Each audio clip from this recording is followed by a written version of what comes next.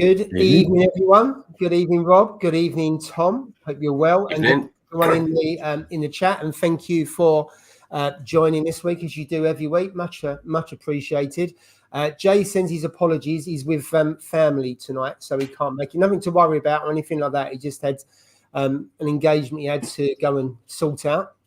And Steve, I think he's working this evening, although I know he's kind of not planning to come on for a little bit. So we'll have to see when he decides to come back with us. So we've got Rob and Tom as always. So thank you very much, Rob, for being with us, and Tom as always being on the live stream.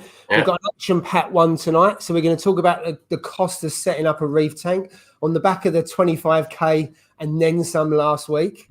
We're going to talk about setting up a tank, and hopefully the costs will be slightly lower. We're going to look at second-hand and new, and maybe a combination of both. And also we're going to talk a little bit about Reefing community, because Tom hosted us last weekend, which was absolutely fantastic. So we're going to talk about that. We've got Aqua H coming up in a couple of weeks, or I think it's 3 weeks, isn't it, tomorrow? And then you might have seen there's another reefing event going to be on the 26th of October.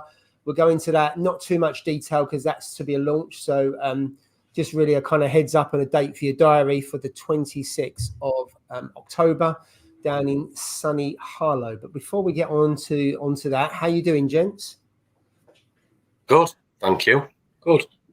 Yeah, good. Good for Friday. Good days. Yeah. Doing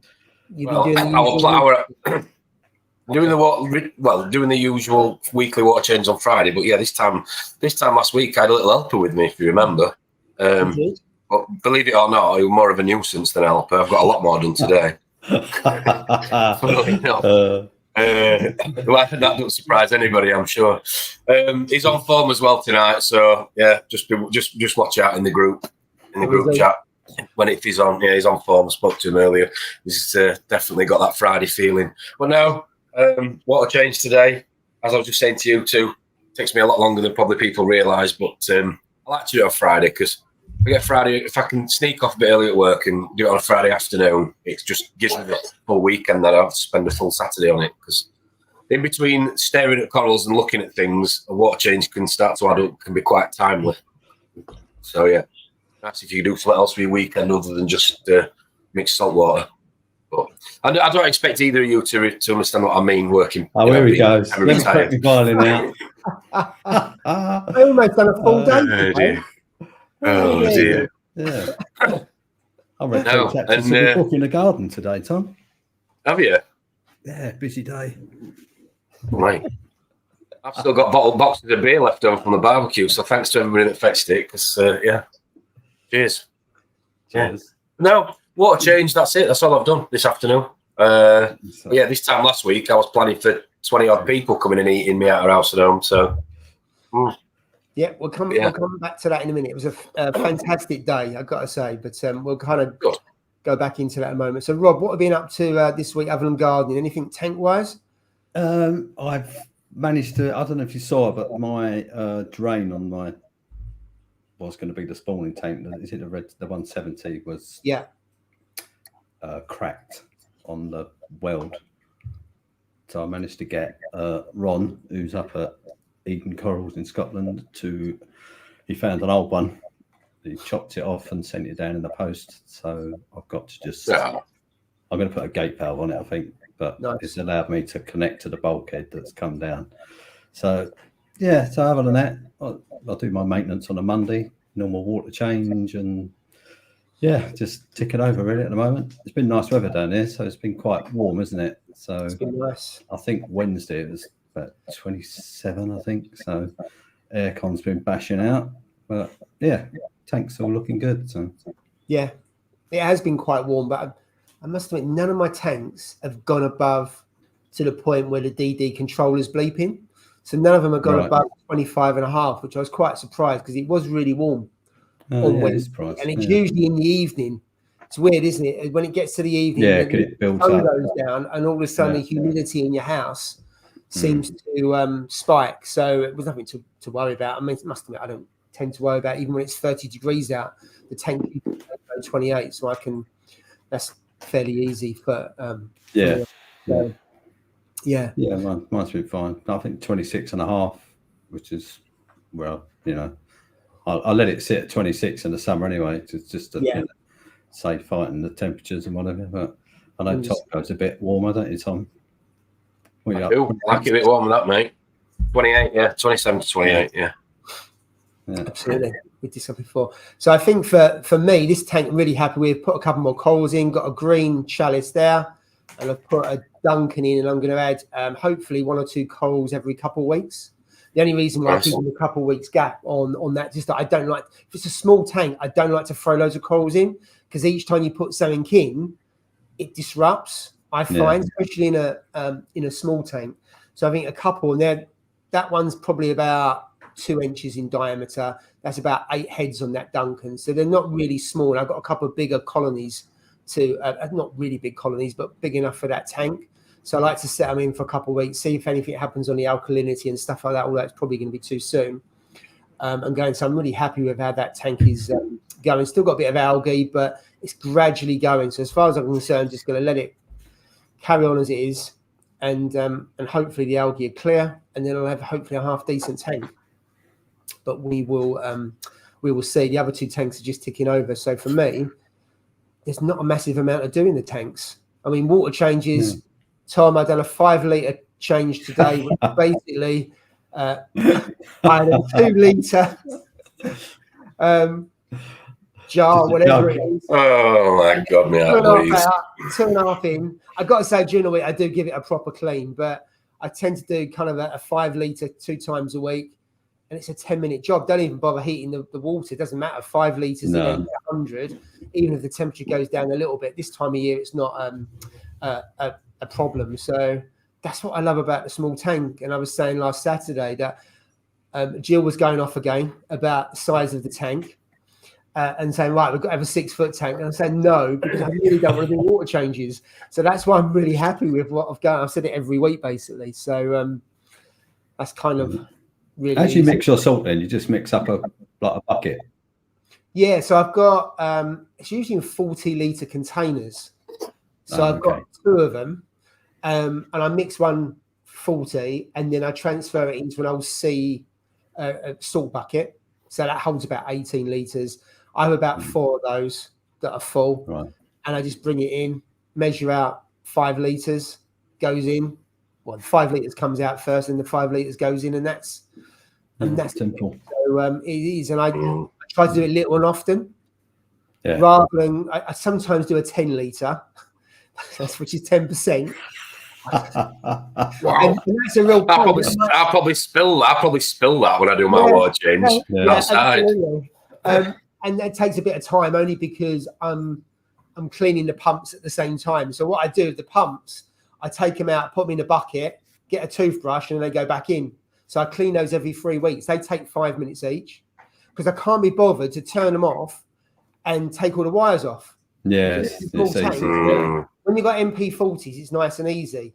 But with these, the Neros and the wires, and I can't be bothered to get under here, turn them all off. So they stay on, they go in the bucket, toothbrush them, and they go back in. So it's 5 minutes to do each pump. Because I'm doing it every 3 to 4 weeks, it don't take much time. So the maintenance actually, now that I've got through all the crap of dynos, is really easy. And it's just little and often. So I think, I just do 4 litres, and I just get a bucket, 4 out, 4 in, and that's it. So I'm doing about 20 to 25% a week over maybe 3 or 4 days, and you don't really notice it. So I've got into a really good routine with that. So why do I want to go to a 550 litre tank that's going to be 50, 60 litres? And I've got a door just there, so I can do a pipe out the door, but my enthusiasm is like zero. Absolutely zero to no point doing it, is there? At some point I will go back to a bigger tank. Well, I'm sure Jill can take over your slot on a Friday night stream and build a 6-foot tank. She does. She cleans the glass and she'll feed the fish.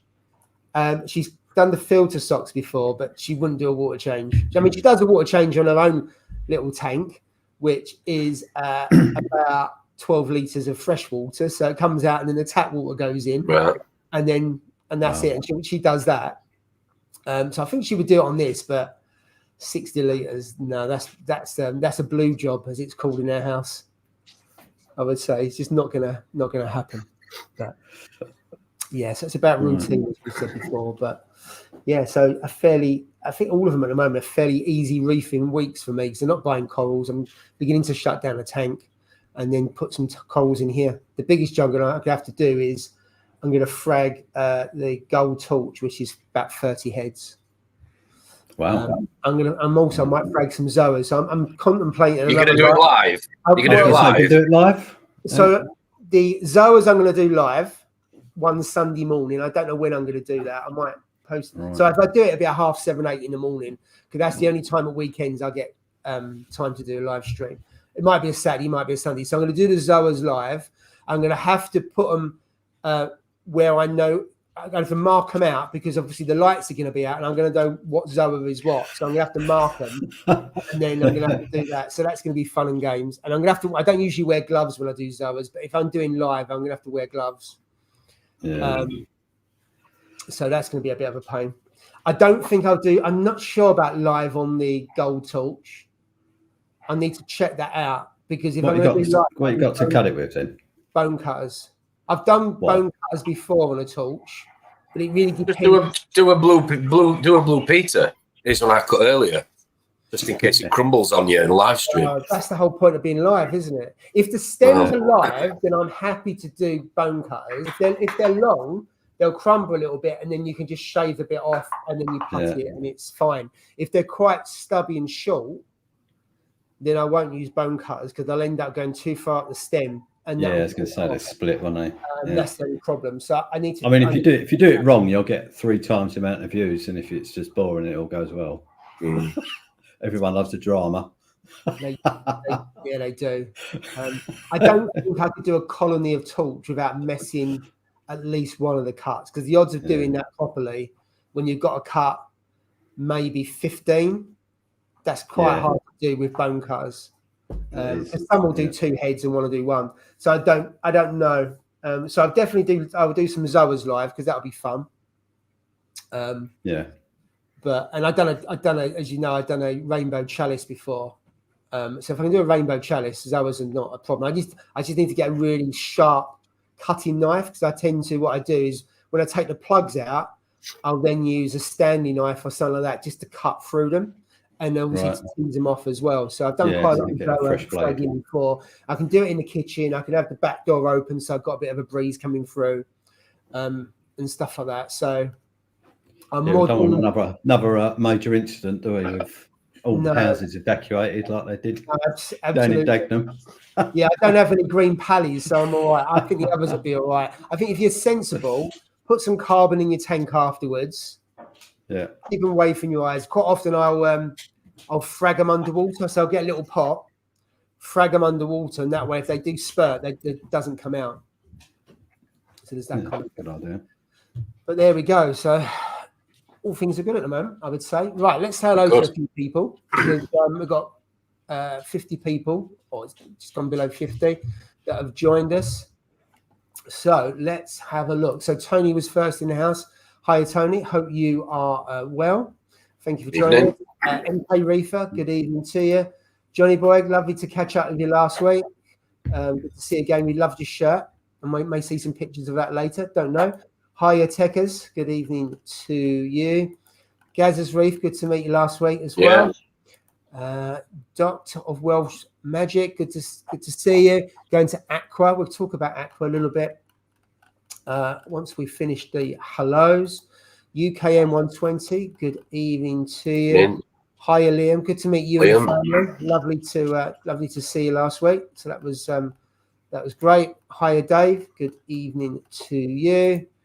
Lee, hi Lee, good to see you again last week as well. Jay, but evening everyone, bad week, lost 3 fish. Oh dear, sucks. Never nice when you lose. I think fish tends to hurt me more than corals. I don't know why, but it does. Hi Rama, thanks for joining again. Hiya Jam, afternoon from the States, Reefers. Thanks for joining us from the States. Nice one. In the States, are you? Good to know. Hiya Darren. I always got man flu. Oh dear, can't get much worse than man flu, can you? No, hope he falls through. Yeah. So amount of sympathy that came out your mouth then, Rob. Tongue in cheek. Literally. Oh dear. Reef 216, hiya. And good evening to you, John. Reef Trop, good evening to you. Evening. It's no idea. Colin Vert's doing great. Added new fish and lost 3 over 5 days. Is it a fairly new tank, I wonder? Okay, interested to hear what it's like by you all compared to in the States. Well, ask away and hopefully we can answer that. Yeah. Is anyone disappointed in the Red Sea Nano Mat? I really was expecting it to go online and connect to the Reef Beat. No, it's manual, isn't it? I think it's manual. Yeah. I'd heard it's because they couldn't. It would be too big with all the kit in it, and only got a small area. That's what I've heard, and I don't know if that's true. But yeah, I think you would expect it to follow everything else, wouldn't you? Hi, Alex. Good evening to you. Good to meet you. Evening, mate. Reef Rondo. Good evening to you. Sky Marine. Hiya. Hope you're well. Good evening, Jarek. Yeah, Rick. Doing well. Drippy. Good evening, you toe rags. Tom, don't give it the Barry McGuigan. You sit on your balloon in your front room every day. Oh dear. You know, you're better than Rob. Well, he's coming out. I was going to say, he's got a double dig in there. Yeah. I tell you, he's on form tonight, so watch out. I think it's jealousy, but you know, I could be wrong. It sounds like bitterness and jealousy, but you know. Yeah. He was sat here this time last week, so yeah. I know he was sweet as pie, weren't he? Yeah. There's a keyboard warrior maybe that time. I don't know. Just saying. Oh dear. Hi Christian, he's made it. Oh yeah, of course. He's yes. He's live. 8 o'clock. He's live now. Absolutely. Yeah. Jupiter's Reef, good evening to you. Grumpy, how are you? Hope you're doing well. And Marek of the P, good evening to you. I'm not going to go on Grumpy there. I'll get banned for that. Hiya, Zach. Zach Woodnick, nice for you to join us. What's this? Good investment this Trident was, Rob. Just calibrated today and impressed with how close it was to my Salafots. Oh, cool. It's funny how we compare it, don't we? So you've got a piece of kit that's about 700 quid and the Salafot is what, 10 quid a shot? Yeah. And we would probably trust the Salafot. Yeah. So if there was a big difference, would you just trust the Salafot or would you trust the Trident? I'll trust the Salafot. Yeah, I trust the Salafot. I would. Yeah, but that's what I always say though with it. It's a toy, it's a gizmo, but it's good for your trends in it and logging information. Yeah. I mean, I know you can put it in an app, but you can test it. You know, especially if you're away from home, you can test it.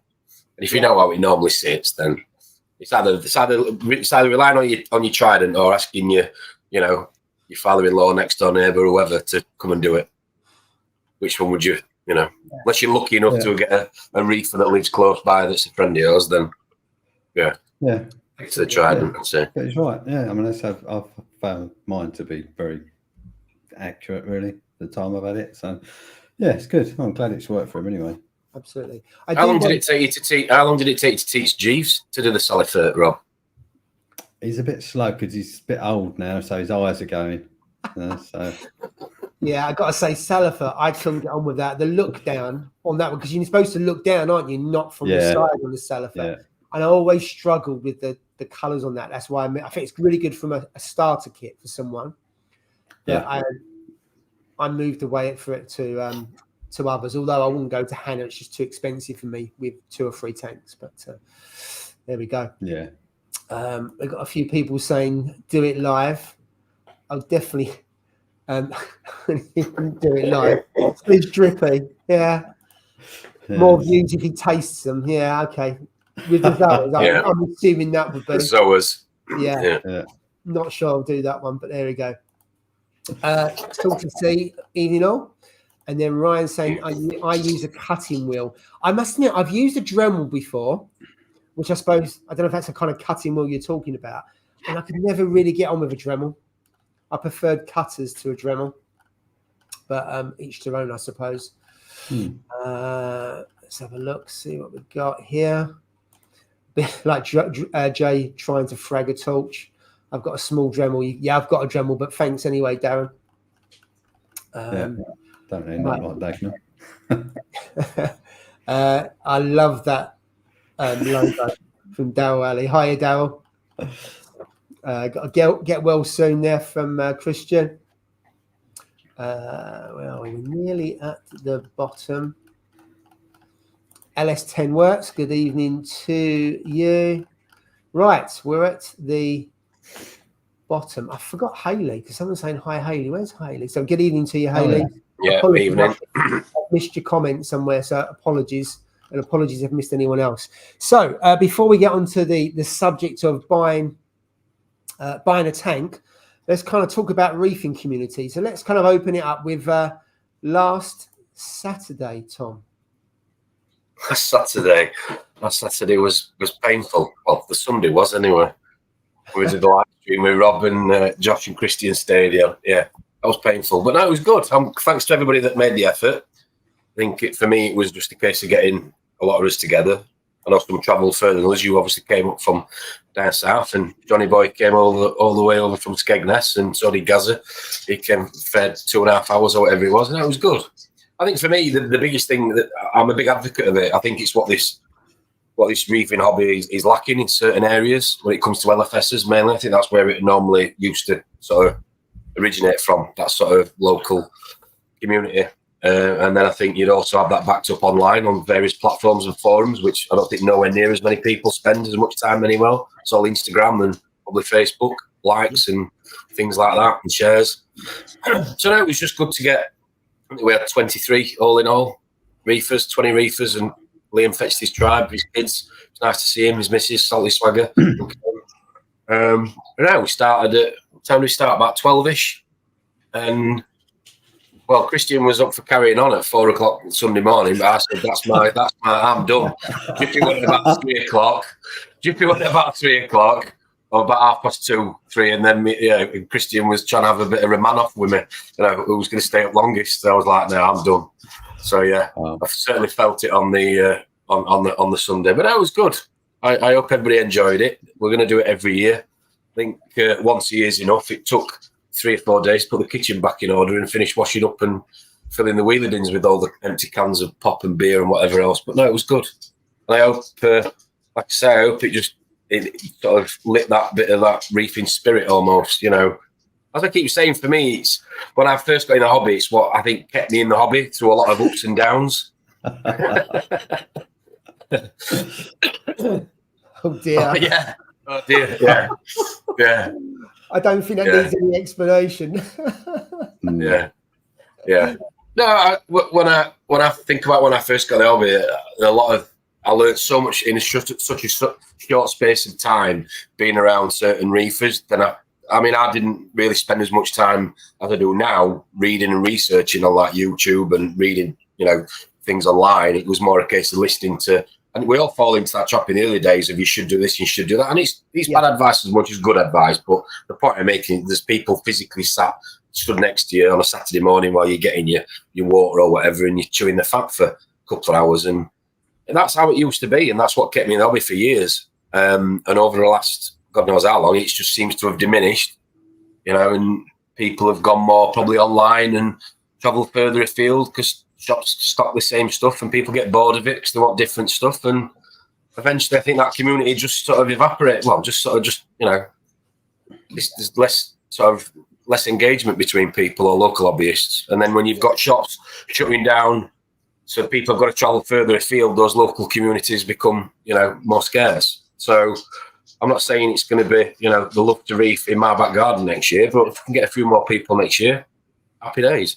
I know Rob's going to hopefully come up and stay in a hotel. So you don't want to be sharing a room with Drippy, trust me.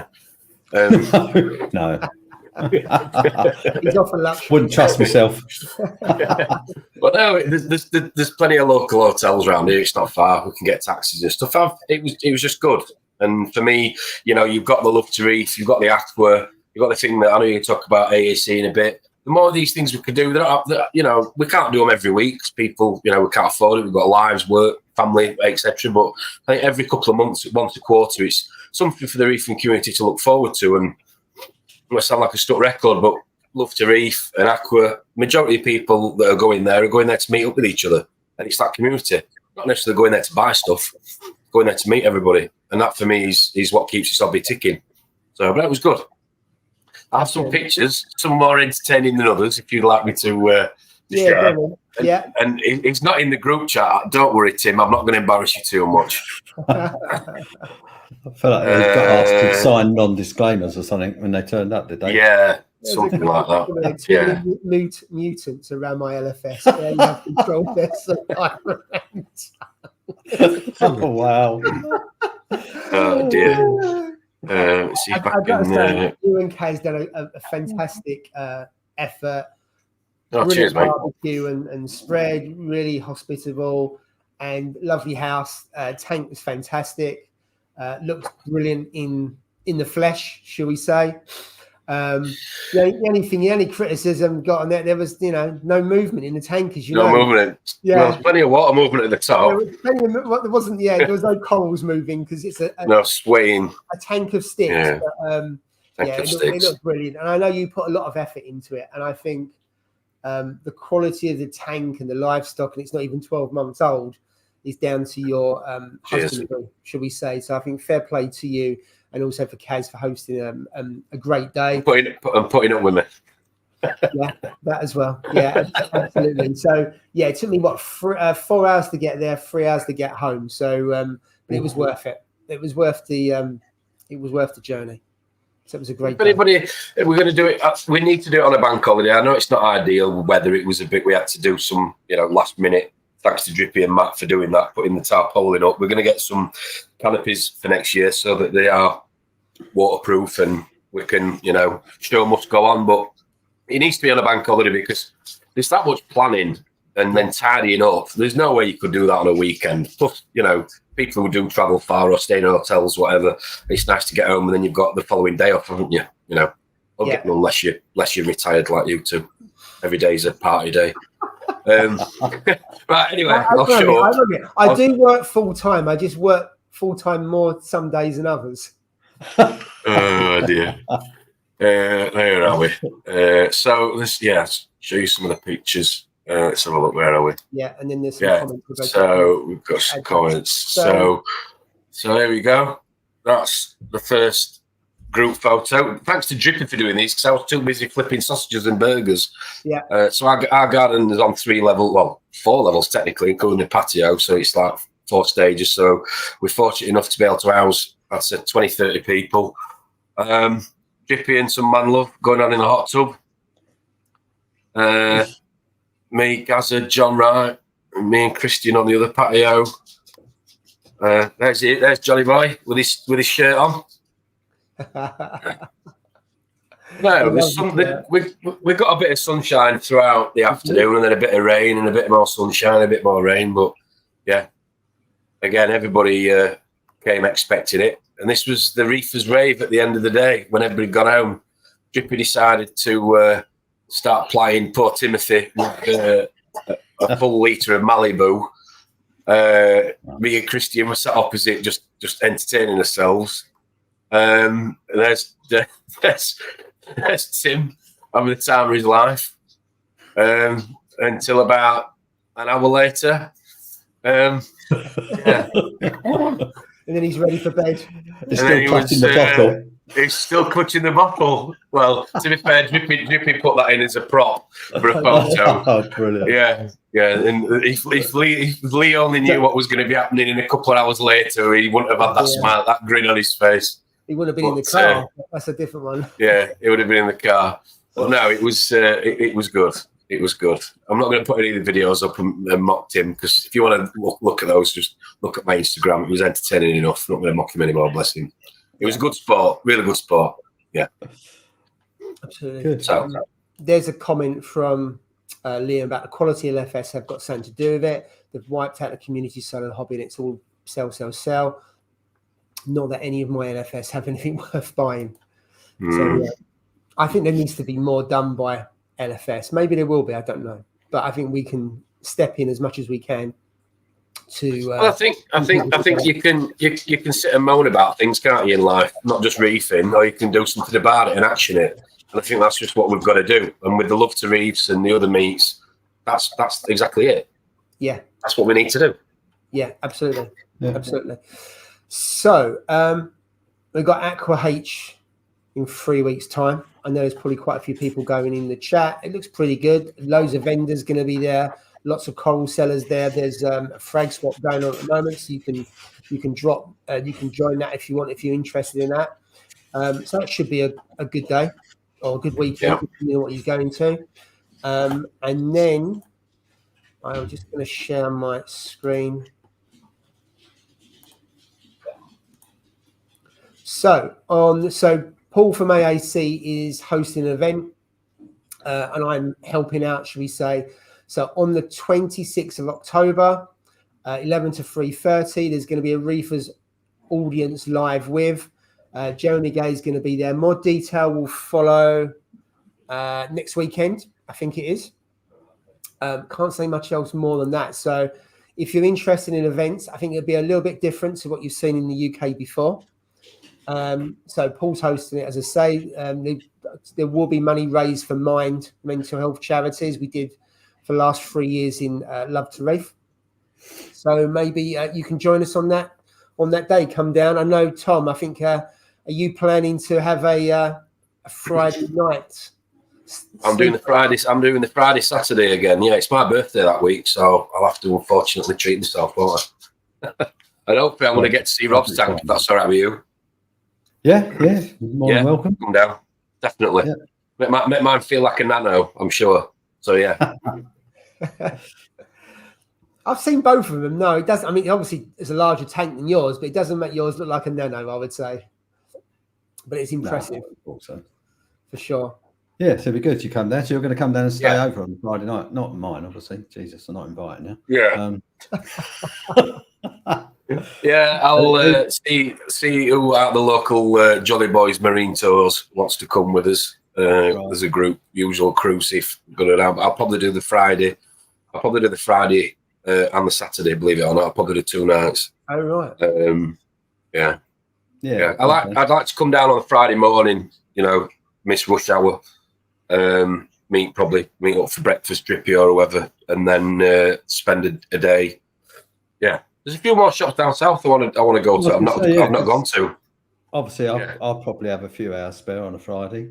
So I'll be busy. Take you down to some shops. I'm trying to figure out which study you in. Are you in the West Wing or the East Wing tonight? Because I can't see any masks on the back wall. Have you got decorators in there? I cropped it. You cropped it. Oh dear. Yeah, if you could, if there's other shops that you recommend, that'd be great, mate. Yeah, thank you. Yeah, we do that. Yeah, it's fine. Good. That'd be good. Yeah, there's a few shops down there actually. We're probably spoiled, really, aren't we, Paul? Think about it compared to a lot of people. Absolutely. If I think how many LFS can I get to in about half an hour to get to AAC? Yeah. I can think of 5 that I can get to within half an hour. I think. Okay. Yeah. There's probably more, but then them one's off the top of my head. Yeah, I was going to say, I don't know about you, Paul, but I tend to stick to the same.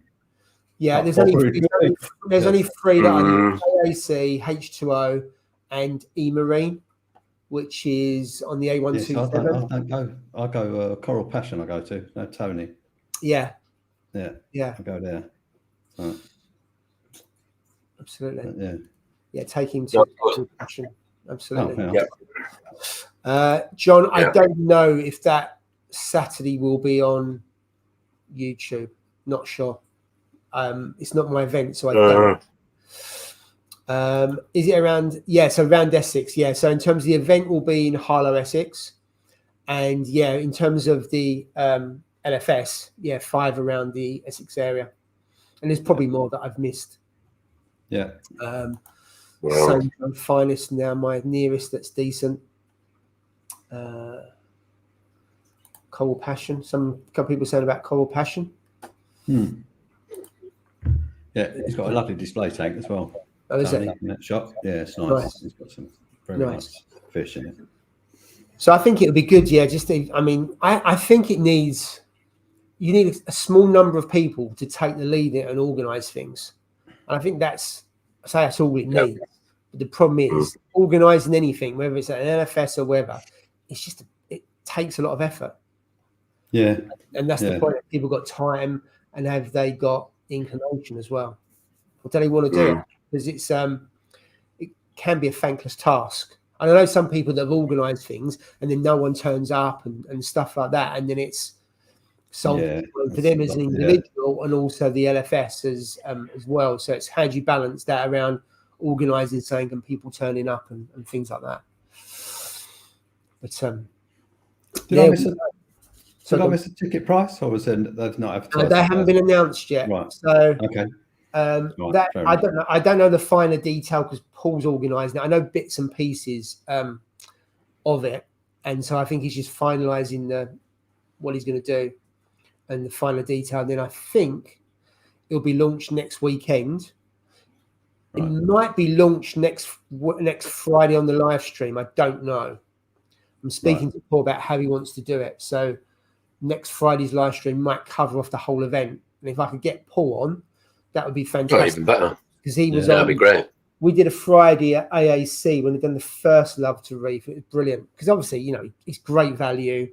He knows his stuff. So whilst we'd be talking about the event, people throw loads of questions in there because he's and you'll get very honest answers from him, even if it does upset a few people either in the hobby or in the industry. So you'll get direct answers. So watch this space. We'll probably decide over the next 2 or 3 days what he wants to do on that. And then we'll see what happens. But it'll be launched next weekend, which I think then gives us 6 or 7 weeks to sell the tickets. And to be fair, 7 weeks was more than enough for Love to Reef. After that, I just totally had enough of trying to sell tickets.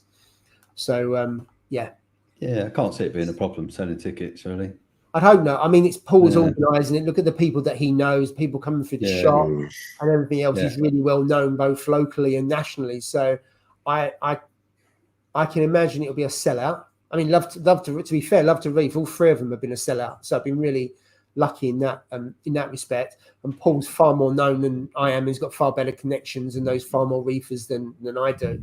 So it will sell out probably quicker than Love to Reef has. I would expect it to, with his connections. Absolutely, it should do as well. And once you see the lineup and what he's doing, I think it could be quite impressive actually in terms of what's going to be there. And I don't think something like this has been on in the UK before. Certainly not the format in the 10 years that I've been in the hobby.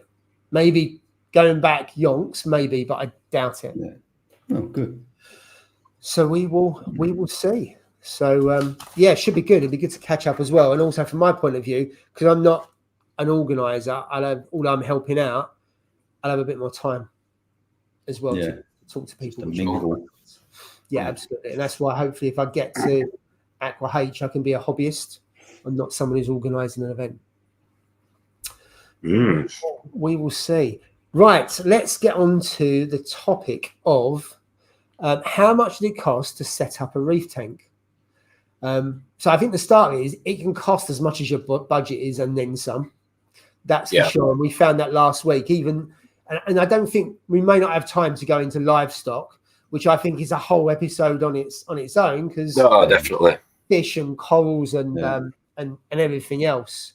But I think what we're going to cover here, we'll look at new tanks, we'll look at old tanks, we'll look at maybe a mix. Would you buy a tank that's maybe some new stuff and some secondhand stuff as well? So we'll go kind of through the gears on that. So I tell you what, and this is, obviously we've planned a little bit. Rob, should we start with you? Because I know you've got a Red Sea Reefer 170 that you've just you've just bought and setting up. So I think that's quite relevant around people buying maybe a tank for second time or first time or quite a few people have downgraded, they've downsized, shall we say, to a smaller tank. So do you want to explain kind of what you've done, how you've gone about it? And I made a list actually of what I've bought. So everything on it is second hand actually. So the tank, like you said, Red Sea 170. Do you want me to say how much I've spent, or do you want actual figures? Tell us how much at the that would be fantastic. So the tank was £150. Wow. Cabinet and the sump and the pipe work. That was it. And it came with a new set of O-rings as well, which were left by the guy who sold it, which is good. And then I bought a Radeon XR15 light, which was, that's with the arm, £240. Yeah. I then bought the Apex. I never know what they're called. Like is it the A3? You know, like the brain, the orange. Yeah. Yeah. So was it just the brain, or did it have probes and that? No, I got the brain, 4 probes, and a energy bar, and a couple of Aquabus cables, and that was £300 exactly. That is really good value, because I think the top, the higher end one is about £1,000. Yeah, it was good, wasn't it? I bought a Dose, £203. And then you've been negotiating. That £3 made all that difference. that's just eBay stuff. All right, okay. £203, just a random amount. Well, I think because I'm really bad at eBay, because I just put in a top figure and then eBay does it for you, doesn't it? All right, okay. You know what I mean? So obviously that's what it took to win it. I don't know what I put in as a maximum bid, but anyway. I've got little tons ATO, the Nano one, 40 quid. I've got a Jabo RW20 power head, which is new to me, but it's got a controller, so that's 50 quid. I've got a D&D, the temperature, not the two temperature controller. Yeah, that was a tenner. Wow, that's cheap. And the only thing that I don't buy second hand is heaters, like actual heaters. I agree. It's not worth the risk for me. So I think, obviously, RO water, I've already got all that, so I haven't got any expenditure there really. But I think, so that comes to £1,131. And I think, I missed out the plumbing, didn't I? Sorry, because obviously the downside of buying second-hand gear is the downpipe on that is cracked. So I've got to So I've got to factor in 100 quid to, I thought, while I'm there, I might as well change it for a gate valve. That happens quite a lot on the Red Sea reefer tanks, especially if you buy them second hand. That they because I bought a Red Sea reefer 170, that was years ago, right? And I had to replace one of the, I think it was the downpipe, because where they connect in, they get quite fragile once they're a little bit old. So now, I think on a second hand, you've got a very good chance of having to replace some of the pipe work, like you say. Yeah. So I had to buy the new return kind of nozzle, because that was missing completely. Yeah, they're quite easy to get actually, but this is the version 1. So apparently, or the Gen 1 on the Gen 3s. I don't know what Gen you got behind you, Paul. But they've changed the thread on the bulkheads. This one hasn't got a sump, so okay, right. But I think I don't know. They're Gen 2 Plus now. I can't remember. I think they're Gen 1, Gen 2, and then Gen 2 Plus. I think. Which basically at some stage they've transitioned to a different thread on the bulkhead, so you have to make sure you buy the right gen when you get the new fittings. But so that's it. So basically it's £1,100 for I think that's obviously there's no livestock, no sand or anything, but and there's the price of a brand new, just the 170 on its own Gen 2. Wow. You get the auto top off as well, but £1,099.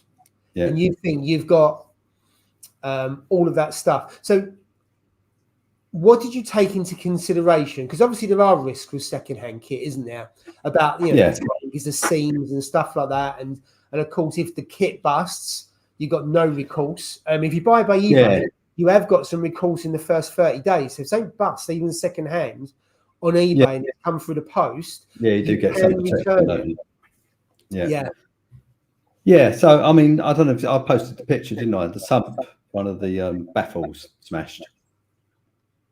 So I guess that's one of those things, you know, if I'd have bought it new and it had turned up, I could have got that back either for insurance or from Red Sea or something. So that's something I've had to deal with. I just cut it out. And then obviously I've got to fit new plumbing because that's cracked. So, you know, it's not perfect, but I think for the savings you make, like I say, I got the tank for 150 in there going for £1,000. Obviously, you inspect it, look at the seams, make sure they're good. I mean, they're pretty resilient, those small Red Sea tanks, aren't they? Yeah, I think the smaller definitely. ones. Absolutely. Yeah. I'm gonna start a poll. Have you bought second-hand reefing kit? So it's just purely a yes or a no. Did you look at the seams or anything at all? Because quite often on tanks, and I think some of the issues that Red Sea have had, it's not the ones on there because these have got the kind of plastic seams down here, so you can't. Yeah. People will get, should we get overzealous, should we call it, with their scrapers, and then dig away. Because I've seen some people on their tanks, and the silicon's got all digs in it, and I got a feeling that weakens the silicon. And so it can't do any good, can it? No, if you do that to it. So I mean, I don't think. I mean, I said this when I took like the diaphragm valve apart. It's spotless, so I'm not even sure the tank's ever had water in it because it's just no sign of anything ever being in it. So I don't know whether it was bought and never used or I don't know. But you know, it's very unusual to take a diaphragm valve off on a tank that's ever been used and not have something in it. I mean, it was just spotless. So I was like, so either they've cleaned it out, or to your point, used. Well, it hasn't been used, should we say? It hasn't been used, but there's nothing like, you know, in the weir box when you look, you normally see a bit just gunk in there. All kind of you get crud in there. So just it looks spotless. So nice bargain. Yeah, it is. Yeah, it's bargain. Absolutely. It's unusual for me. It does feel. I know, it's nice when you're on that end, but I kind of do. I mean, I was looking at some of the stuff earlier that when Paul asked me to do what I've done, and you just do feel sorry for some people when you buy it brand new. I know we all say about when you buy a brand new car and you drive it off if you're fortunate enough to, but some of the money you lose on some of this case, crazy. Yeah, it's crazy. Silly. Yeah. And tanks are always the one that you can never shift, and and obviously with tanks, the bigger they are, the less likely they are to shift. You know, like if I was to try and get rid of that behind me and yours, like who's going to have room for a 9.5, 13-foot, you know, tank? It just doesn't happen, does it? So it sits there. Yeah, it just sits there, and you end up giving it away, and it's probably cost like the equivalent to a family car. Yeah, that's it. Yeah. It's just mad. Big tanks, because I probably wouldn't buy a second-hand big tank, to be honest. No, especially if it's been used, you know, 4, 5, 6 years, because you just think if the seam goes on a second hand, it's a big issue, isn't it? Absolutely. I had the Red Sea Reefer 450, and that was nearly 7 years old. The seams were all good, but the cabinet was pretty battered, and I gave it away. I wasn't going to sell it or anything else. And I said, look, come and have a look at it. The cabinet's had better days. The tank is fine. And also, you know, if you think that tank, you put it together, it sat there for 7 years, you're going to move it. As you move it, are you then is it going to damage the integrity and the structure of it? So maybe I could have sold it, but I'd had enough value out of it. And I bought it secondhand, and I bought it half price basically. And that was only 3 months old, because the Red Sea Reefers had only been out for 3 months when I bought it. So I think I think on tanks it's quite difficult to judge. Smaller tank, absolutely. And I took a punt on that. It was a 5-foot tank. Went to Derby to get it, but I knew it was virtually brand new. But I think you're right. If I was buying like a 500 litre, 600 litre, and we'll come on to that because I've done a kind of pricing of what I would do on a kind of mix. Yeah. I don't think I'd go second hand on a 5-foot tank. No. Don't know. Just no. Right, we'll just go through some comments. So all my MP40s are second hand. Also, both H2 Ocean PFP4 doses. I think Ecotech gear second hand. Just sorry to jump in. Just keep an eye on your magnets on those MP40s, because I have, and just keep an eye on those. If you clean them as often as you should keep an eye on those magnets. Say it one last time. Keep an eye on those magnets if they're second hand. My conscience is clear now. I've said it to him. Yeah, because if someone has taken it out of their tank and they haven't cleaned them in RO, they've still got the salt on them. So I've had it happen to me once, because what happens is the salt gets under it and then it starts to swell and it all jams up. Now, when it's in the tank and it's moving, it's not a problem. But it's an issue that when you take it out and then it dry off. So whenever I'm doing anything like that, or skimmers or anything, so I've got a spare skimmer, I run it in RO for a while so there's no salt in the system of it, because obviously salt is corrosive, and when it's dry it seems to do kit even more harm than when it's in the tank, bizarrely. So it's a fair point. H2O dose of P4 I got for £70. Obviously the cost of the main display, absolutely. Hi Hidden Reefer, hi Scott, how you doing? Evening. I just got 6 used Ecotech Versa pumps, screaming deal. Absolutely. It's a lot. Absolutely. How much are you willing to spend on computer controllers? I have a Red Sea Reefer 750 for 500 instead of new 6.5 grand. Wow. And absolutely, I think if you look at those kind of tanks, probably over 4 foot. So that's 750. Was that 5 or 6 foot? Anything over 5 foot, you struggle to get rid of, which is your earlier point, and you end up giving it away. Yeah, I gave mine away, didn't I? My Red Sea 750, exactly that tank. I gave it away. Oh, really? No one wanted it. Yeah, I mean, it got to the point where I just went, if you don't come by this Sunday, it's going to have to go in the skip, which, it makes you feel bad, because it's a lovely tank. Yeah. Condition. Yeah. Yeah. Absolutely. Picked up a second-hand RR Aquascape, Reflow, Orbit 2, decent prizes, just in the process of getting all the equipment together before setting up. Johnny Boy, this community is great.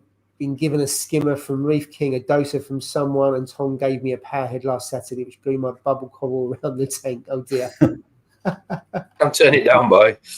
Sorry, it's too strong for you. Has anyone offered how much it costs to set up a reef tank used? Thomas, we're just obviously Rob's just doing that. We won't go into livestock. I think that if you look at that's a whole setup for the price of a brand new tank. And I'm going to go through and some used in a minute, and I think Tom is as well. Yeah. Almost you could do it cheaper as well, couldn't you? And absolutely. That explains what happened to my old MP10. If you're talking about in terms of it blowing, basically. Yeah. I'm trying to find the picture. That's what I was looking at. The only thing I bought new was a Coalview Hydro controller, second hand on Jabot and Vipers. Every MP40 I've had, the magnets have swollen and popped. Wow. Yeah. So I was on about. That was also happening to people when they was using vinegar to clean it.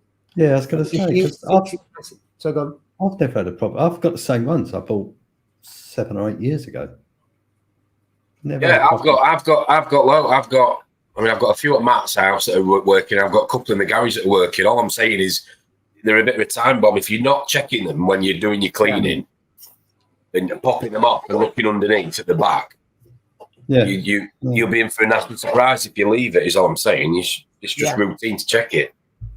Especially more so if they're second hand. Because you don't know how old they are. You don't know how old they are. You don't know if they've been cleaned with vinegar. Have they been stored dry without cleaning off? All that kind of stuff. But you can pick them up really cheap. But you're right. Right, let's end this poll. So we have got 77% of people have said yes, they have bought secondhand, and 23% no. And I think certainly in the last 2 or 3 years, absolutely, the bargains for the cost of living crisis. And I mean, there's always been bargains and people setting up tanks, and you know, to your point, Rob, not even gotten wet and sold the whole thing in 3 months. It's just absolutely nuts. But you do see it. But in the last 2 years, it's gone through the roof, hasn't it? Yeah, the second-hand market is huge, isn't it? There's quite a big turnover in this hobby as well, isn't there? So always stuff coming up. Absolutely. My water box 25 Peninsula was £180 new. Why are Red Sea so expensive? I don't know. I don't know if it is. I don't know if we're comparing apples and oranges there, but 180 quid new, that is dirt cheap. That is cheap, yeah. I don't know if Red Sea are any more expensive than, say, water box or Cades, or I don't know, are they? I mean, they've got to be reasonable. I think you've got a little bit of badge snobbery, I think, with certain products as well, haven't you? Like you have in anything in life. Yeah, people probably want, especially people coming into the hobby. I mean, if people have, you know, been in the hobby a while, they'll have known. See, that's an MP40 magnet that said no. I mean, I just put it on. Does not look healthy, does it? Full screen. Is that your one then? Yeah. So I went through my garage a couple of months ago. If you remember, Paul, I put it in the group. Do you want to put it back up? I got 2 MP40s that I took apart to see if they were working, and I couldn't take them apart. And they've been stored fine in a plastic container, dry, no water, moisture. They're both popped. Yeah. See there? Yeah. That is absolutely rusted bits, isn't it? Yeah. So, I mean, there's, you know, what are they? A wet side brand new, 95 quid, 100 quid, so there's 200 quid there. Do you know what I mean?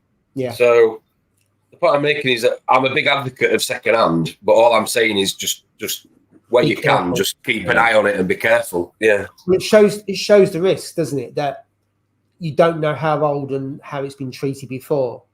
And that's what it comes up with you, and you won't know until it's too late. Yeah, absolutely. Heated, that garage, just out of interest? You what? Sorry, is your garage heated? Or in the winter, does it get below freezing? Because it could blow the magnet out if it gets below freezing. No, they were on it. No, I've got the. Well, I had the aircon and doing hot and cold, but no, it's insulated. No, don't get that old. Not that cold. Yeah. Well, they'll put it this way: there's 6 MP40s in the garage, and only 2 out of the 6 did that.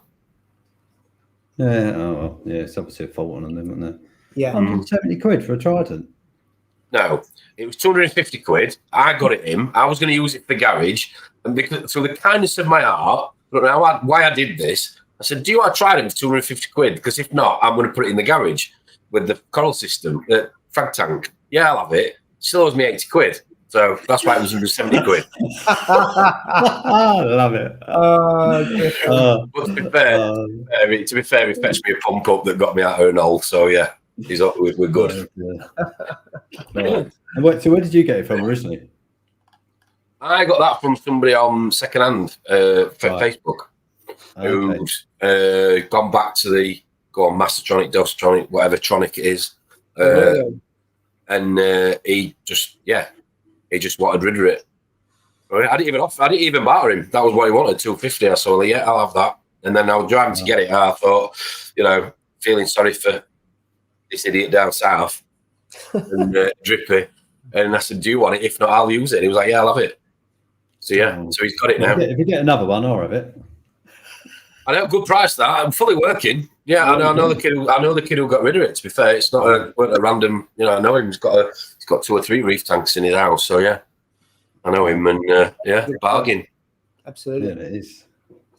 You can. I'm sure we'll see some more bargains, and people will talk about it. Oh yeah. So recently got a second-hand Clarity 500 filter roller with a new roll for 130 quid. Pretty good. Got my DD X display from LFS a few years ago.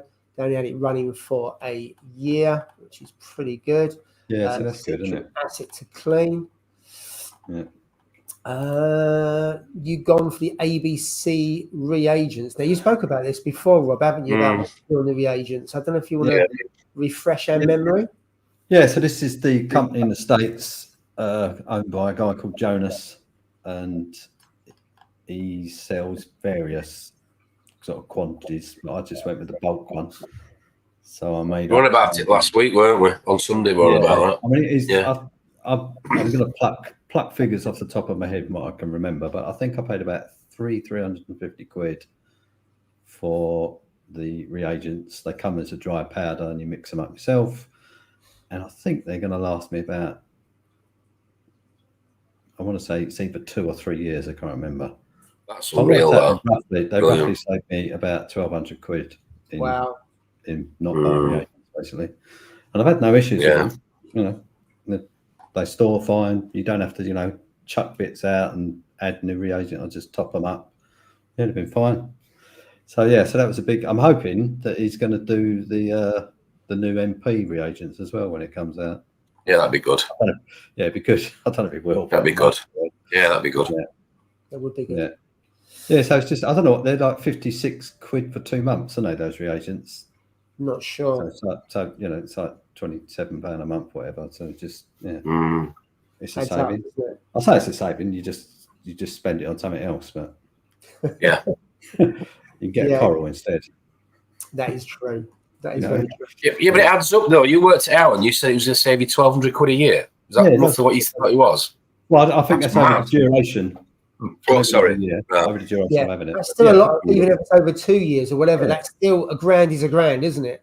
Exactly. Buy another Radion for your tank. Get a couple of dives for that. Yeah. Right, just going through some comments. Isn't it the wet side that swells? Yeah, it was the wet side you put up, wasn't it? Yeah, it is the wet side. Second-hand gear is okay as long as it's been looked after. Absolutely. And then Dave's saying about do yourself a favour and strip it and clean for all the lines, etc. Make sure the valves are working correctly. They wasted a bunch of reagent and time not doing this straight away. So that must be relating to the Trident. I suppose anything you've got that's got tubes or valves or anything, just strip it down, clean it out, and then you'll see if there's any working part. Yeah. Well, just to throw it back at Drippy, it took him a year to decide to clean the impeller out of his return pump. Can't rush a year. It's a tough job, though, isn't it? I keep turning my return pump up. I don't know why I'm having to keep turning it up. I was like, let's have a look here. Got to his house. I was like, when was the last time you cleaned it? He went, well, I haven't. Was that how long you had tank? About a year. Well, you've never took the impeller out and cleaned it? I was like, no. Oh my God, it looked like it come out at wrong end. Trust me when I took it out. Yeah, absolutely. And then Drippy's answering the question to John because they've got to factor in Paul's sponsorship, John. If only. I am available. Do you have Red Sea issues over there with seams? Yes, they have. I think, they ship from China to all over the world. So I don't think it's unique to any country. It's just something that's happened globally, I think. I would say on that. It seems to be larger tanks that were Gen 1, but you see others. Now, whether that's down to them or down to user issue, I would say probably both. I think some is down to the user, and also I think, this is my personal view, that they might have had some issues with their tanks. But then how many do they sell? But then I've seen other tanks split as well, so it's not unique to Red Sea. You just seem to see it more often. Yeah, I think they just got a bigger share of the market, maybe. So it appears happen more often. But no, they've made some changes as well, haven't they? Yes. Yeah, now all the tanks have this plastic. The really big tanks have a steel, what's it, aluminium frame? Yeah. And the really big ones are Euro braced as well. And they've got 19mm glass. So the bigger ones have got more reinforcement with that. The only downside of this on a smaller tank, you can see the seam. It's tighter on the 170, which is the first gen, than this one. But I suppose it's a trade-off, isn't it? You've got this is around protecting the silicon from fools like me with a the cleaner. The cleaner, yeah. So personally, I'd rather have an ugly seam and we water in the tank. Absolutely. Absolutely. Just coming away from it a little bit. So, do any of you buy used UV sterilizers. I think I might need to buy that next, and they are pretty expensive for a plastic tube with a light inside. I have never used a UV sterilizer. I don't know if you guys have bought secondhand before.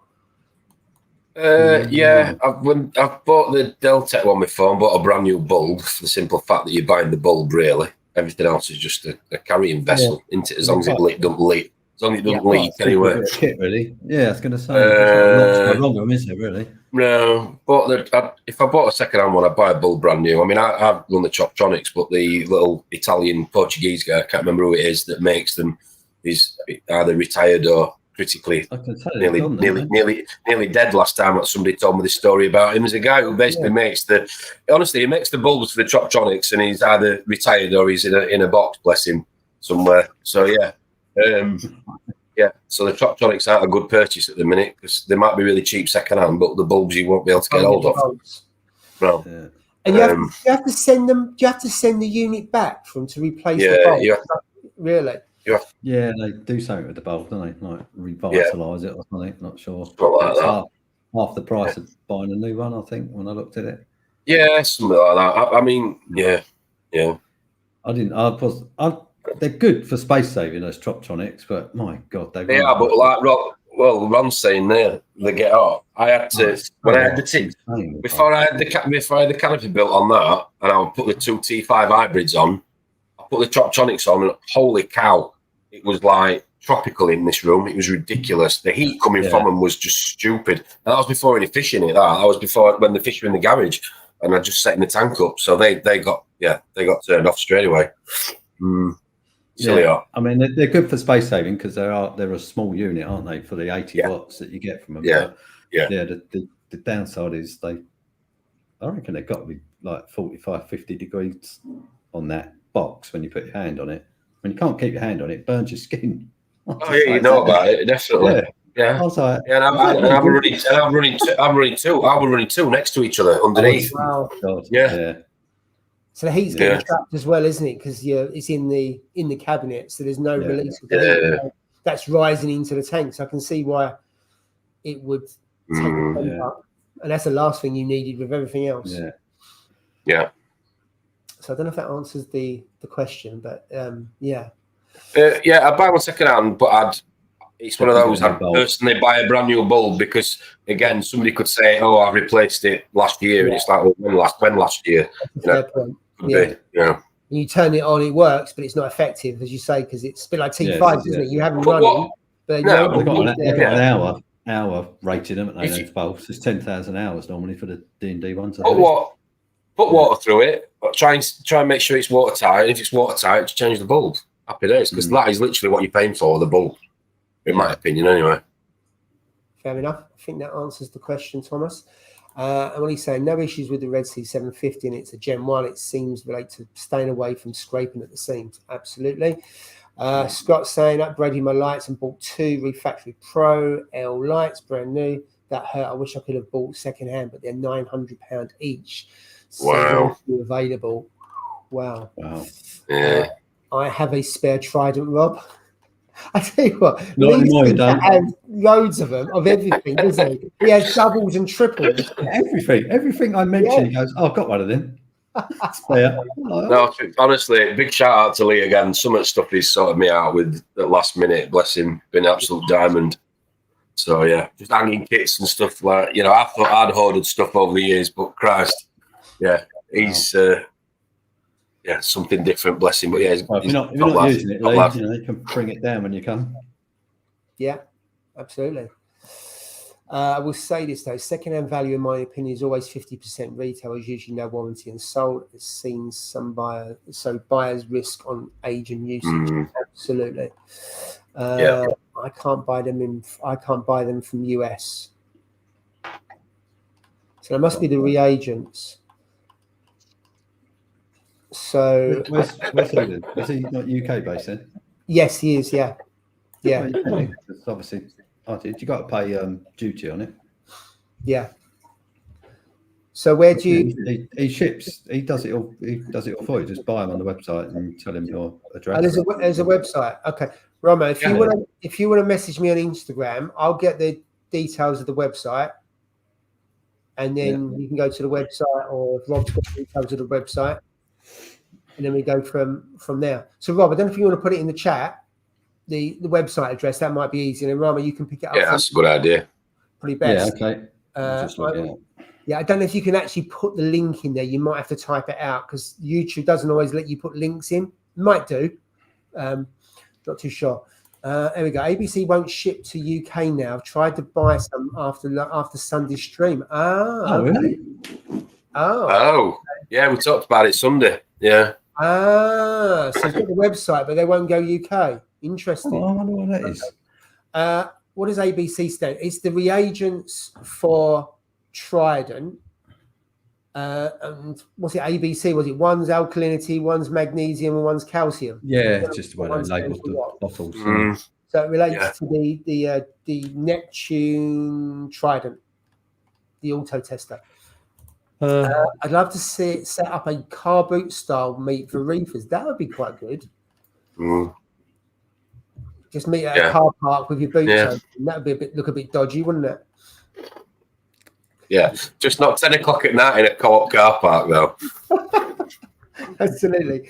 My dad, Reef Pro 1200X in condition with a Tamini tank, £200 for 4-foot tank. Wow, Haley, that's a bargain.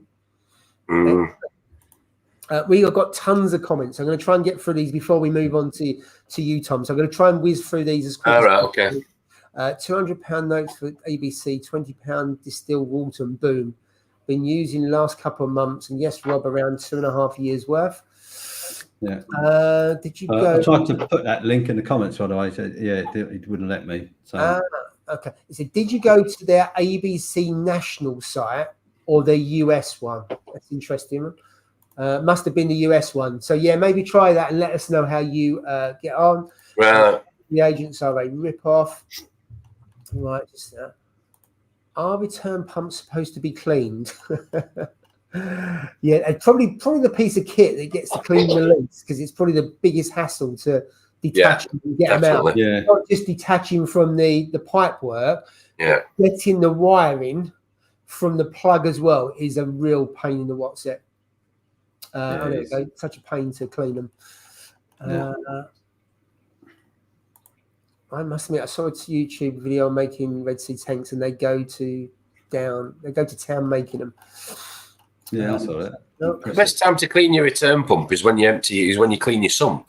Just clean it in your sump with a toothbrush, and then just suck it all out with like a little new jet pump. That's all I do. I take mine out and take it apart. Yeah, I take mine apart, but I take it apart in the sump. Oh, I see. Right, so you in the front of it, take right. Yeah. You have to detach it. Right. Okay. Yeah. If you're doing a water change, you take the water out of the sump rather than out of the display, rather than fanning around with wires. I fitted just a ball valve either side of mine, so I just chuck the two valves so I can just take the pump, because obviously mine are external, aren't they? So. Yeah, you'd have to. Yeah, I decided that it would make it as easy as possible. Makes life easier, doesn't it? Just mine are on unions, but yeah, the cables are like that thick that I just can't. They don't stretch. Nightmare. Yeah, absolutely. What's he talking about? The UV melting? Is that what he means? Yes. Right. Yeah, I think so. The units melt holes in themselves. Yeah. Because that came up when we was talking about that. So that was about 7 minutes ago. And then Scott saying, would anyone else northern be interested in a fish keeping northern? There we go. Might be Scott will organise it.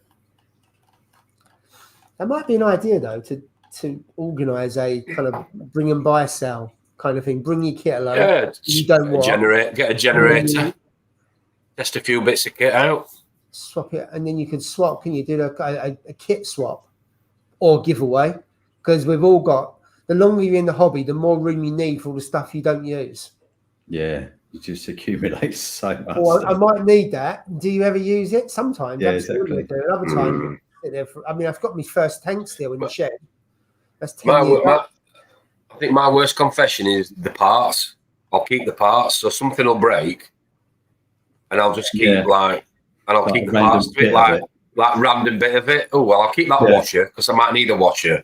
I'll keep that elbow.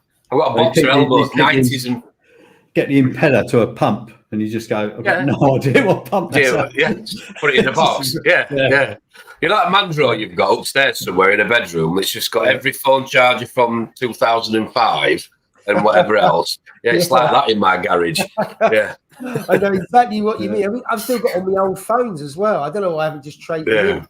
But I've got Apple phones that are 10, 15 years old. Why? I'm never going to use them. Yeah. Here's a question: what is cheaper, a tank off the shelf or custom made with same spec? I don't know, John. Is the answer? I'd say off the shelf. Off the top of my head, I'd say off the shelf. Yeah. I've never done a comparison. Probably got buying power, haven't they? They've got buying power, haven't they? I would have said, buy enough units at a certain price, you'd be able to sell them cheaper. You would think so. They don't go through an LFS because I mean a custom would go straight from them to you, so you haven't got a middleman. But no. I don't know. I never really considered it. If I went over a certain size, then like you guys, you'd have to have custom, wouldn't you? But anything under 6 foot or under, I'd probably go off the shelf. I think, unless I wanted something a bit different and I couldn't get it. Unless you, like you said, unless you want something different design. But I mean, let's be honest. 99% of reefers are the most impatient people ever. We just want it to grow quicker and look, better than it did yesterday. So, would you wait, 2 months, 6 weeks? I think the thing with the custom tank as well is, 2 years. Like example, that Red Sea 170 at £1,000. Yeah, I could probably get a 6 foot custom tank made for that, but I won't have any cabinet or anything with it. It's going to be literally just a tank. So then you have to add the cost of what we're going to put it on. We're going to build a T-slot stand, wood stand. So, and then the doors. So all that adds. So I think most people buy off-the-shelf tanks because you just get everything you need to set it up in one hit, don't you, really? Yeah. It's not cobbling together stuff from all over the place. Yeah. I think the other thing with off-the-shelf is you're fortunate these days to be able to finance it and spread the cost, which is a big help for people because it's such a big investment. You're not going to be able to do that with a custom, not that I'm aware of anyway. Some you might be able to, but you might be able to do it through Kana, but I think it's unlikely. Possible, yeah. Yeah, so I don't know, John. I might price that up actually. If I was to price up, say a 3 foot, I don't know if a 3 foot tank. You could have a look at 3 or 5 and just get a quote. But I'd probably go off the shelf. I just think it's easier. I'm trying to remember. I've got a custom made 5 foot tank sitting in my basement that I've never used. As you do.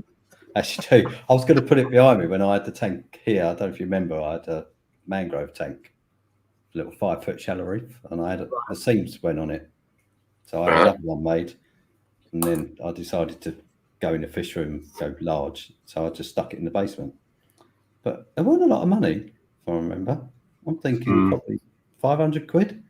How long ago was that? Because stuff has gone through the roof. 1910. It was the glass is in a wrought iron frame with putty. Stained glass. I think it was in COVID, I think. So it must have been like 2020. What's that, 4 years? Yeah. Yeah. There we go. Another tank. There we and your Aladdin's talking of Aladdin caves. Lee sold me Radian G6s and delivered them. He's in Aladdin's cave. Absolutely. Yes. He runs skies, doesn't he, over his tank? Yeah, he's got the Neptune skies. Yeah. Scott saying about interested tie in with a Sunday morning live stream. What's that? The car boot? Right, okay. Yeah, they do sell in the UK. They don't sell the pre-mix kit and only just add water kits for weight reasons, which I think is what you're saying, Rob, aren't you? You buy the powder. And mix it. Yeah. And there you go. And them saying we do ship outside the US, but only the just add water kits from the website. Yeah. There you go. Right. Super curious if people in the UK buy from BRS in the US, seems like it's going downhill and only selling stuff they make. Hard to find good sources. I don't think you can buy. I think I've heard of some people buying some of their own stuff from BRS, but it's not. They don't ship to the UK as far as I'm aware. and then the shipping's going to be expensive. Why, you know? Yeah, it was. Yeah. They did have a way, because I looked a couple of years ago. Yeah, but it was a really convoluted, because they sent the stock to someone else, another distributor in the US. Yeah, I was just like, that's just hassle. Yeah, and Liam said about time you factor in shipping, it's not worth it. And also you got import duty and all that kind of stuff, and based on the fact that you could get really, they may not catch it at customs, but you can get really stiff when stuff comes in from the States. It can be a bit hit and miss. Well, it's like, do you remember my filter rolls from Royal Exclusive? So I bought them in. That's £75 in duty and import charges I had to pay on that. Really? Yeah. Wow. Yeah, it's a lot, isn't it? We'll have these toys, Robert. Yes. Price of Red Sea went high with the shipping costs. Absolutely. Yeah. And last one in this, financing is a dangerous game, seeing how many people are in and out of the hobby in under 3 years. Absolutely. You do it over 3 years and you go and you can only sell it for 50%. You're going to be in debt still, aren't you? And you got no tanks. I think that's a fair it's got to be the ultimate in depression, isn't it? Staring at a hole in the wall where the tank was and still paying for it. And you see it come out by direct debit every month. Absolutely. Right, Tom, should we come to your good self in terms of what you was looking at? Yeah, I don't think I follow the instructions properly. I'll confess here. So I knew, don't shake your chins at me, Robert. I knew you were going to do that. So I've done it as He's been taking lessons from Jay. Jay he doesn't listen, just does what he wants. And there's an idea here. I was getting a bit giddy. I was on Canva doing that for the barbecue earlier, so I did it on Canva, and I did it as a comparison. I went through Facebook and eBay for the second hand, and I just went through Charterhouse, because I mean it's so subjective in it as to like what light would you get, what tank would you get. So I've done it similar to that. So I'm based on experience. So I have gone for. Oh, hello. So we've got a presentation. You've got presentations. So it takes money, time, and a lot of effort to get to your dream reef tank. See what I did there? So you asked me for about you asked me for a 3 foot, didn't you? From Bradley. Yeah. So the cheapest, and this is brand new, and I know somebody's going to go, oh, you didn't look on this website. This was literally done an hour before the live stream. So I've literally gone for what I could find. So tank sumped 850 to 1600. So massive, variance there. Yeah. As you can see. Return pump, I always go for kind of 10 times or maximum 10 times tank volume. So 100 to 300 pound again, depending on what you want to spend. Now lights, again we talk about what we're going to put in the tank, but you can literally get a 3 foot, 90 centimeters, a meter, something like that, isn't it? You can get a reef light for 90 quid. Believe it or not, LED that would do a 3 foot tank all the way up to, you can spend £1,000, and that was on, if you got I don't know, a Gen 6, Flow. Again, I've gone with a very budget pair of Jebau's versus a pair of like MP10s, which is again probably going to be overkill, but you can obviously turn them down. Heater and temp controller, again, buying new. If you're going to put an heater and temp controller, it's going to have to be a titanium one, as we know, not one with a thermostat on it. So, again, 100 quid for the DD temp controller and a heater, like 250 or 350. And you can go all the way up to, I mean, you could include Apex on this, but I just said 100 to 250. So, you've got your, like your Reef Factory ones, 150 quid-ish for your controller, and then another 50 quid for a couple of heaters. Skimmer, I mean, I found there's a couple of websites have got some sales in a minute, so you can get brand new ones for £100 that I do a 3 foot tank. And if you really wanted to embrace the Royal Exclusive love, you can go up to £850 for a little one to go in your 3 foot tank, which I think is a bit overboard, a bit overkill, but you can if you wanted to spend it. ATO again, £70 to £200. Very big, big gap there again on price, but again, it's up to you what you want to spend. Skate was a bit difficult because I tried to just sort of factor in if you were setting up a new tank, brand new, you'd want some rock. I didn't go down what a live rock is in a LFS if an LFS has got it, but again on Charterhouse you can get various brands. There's so many more different types of man-made rock now than I realised. To be honest with you, if I'm looking, I didn't realise there were that many. So many companies are having a go at it, and they were coming in at between £100 and £300. Again, you pay more for the more designer ones, don't you? In fancy pieces and plates and different shapes, but somewhere between 100 and 300.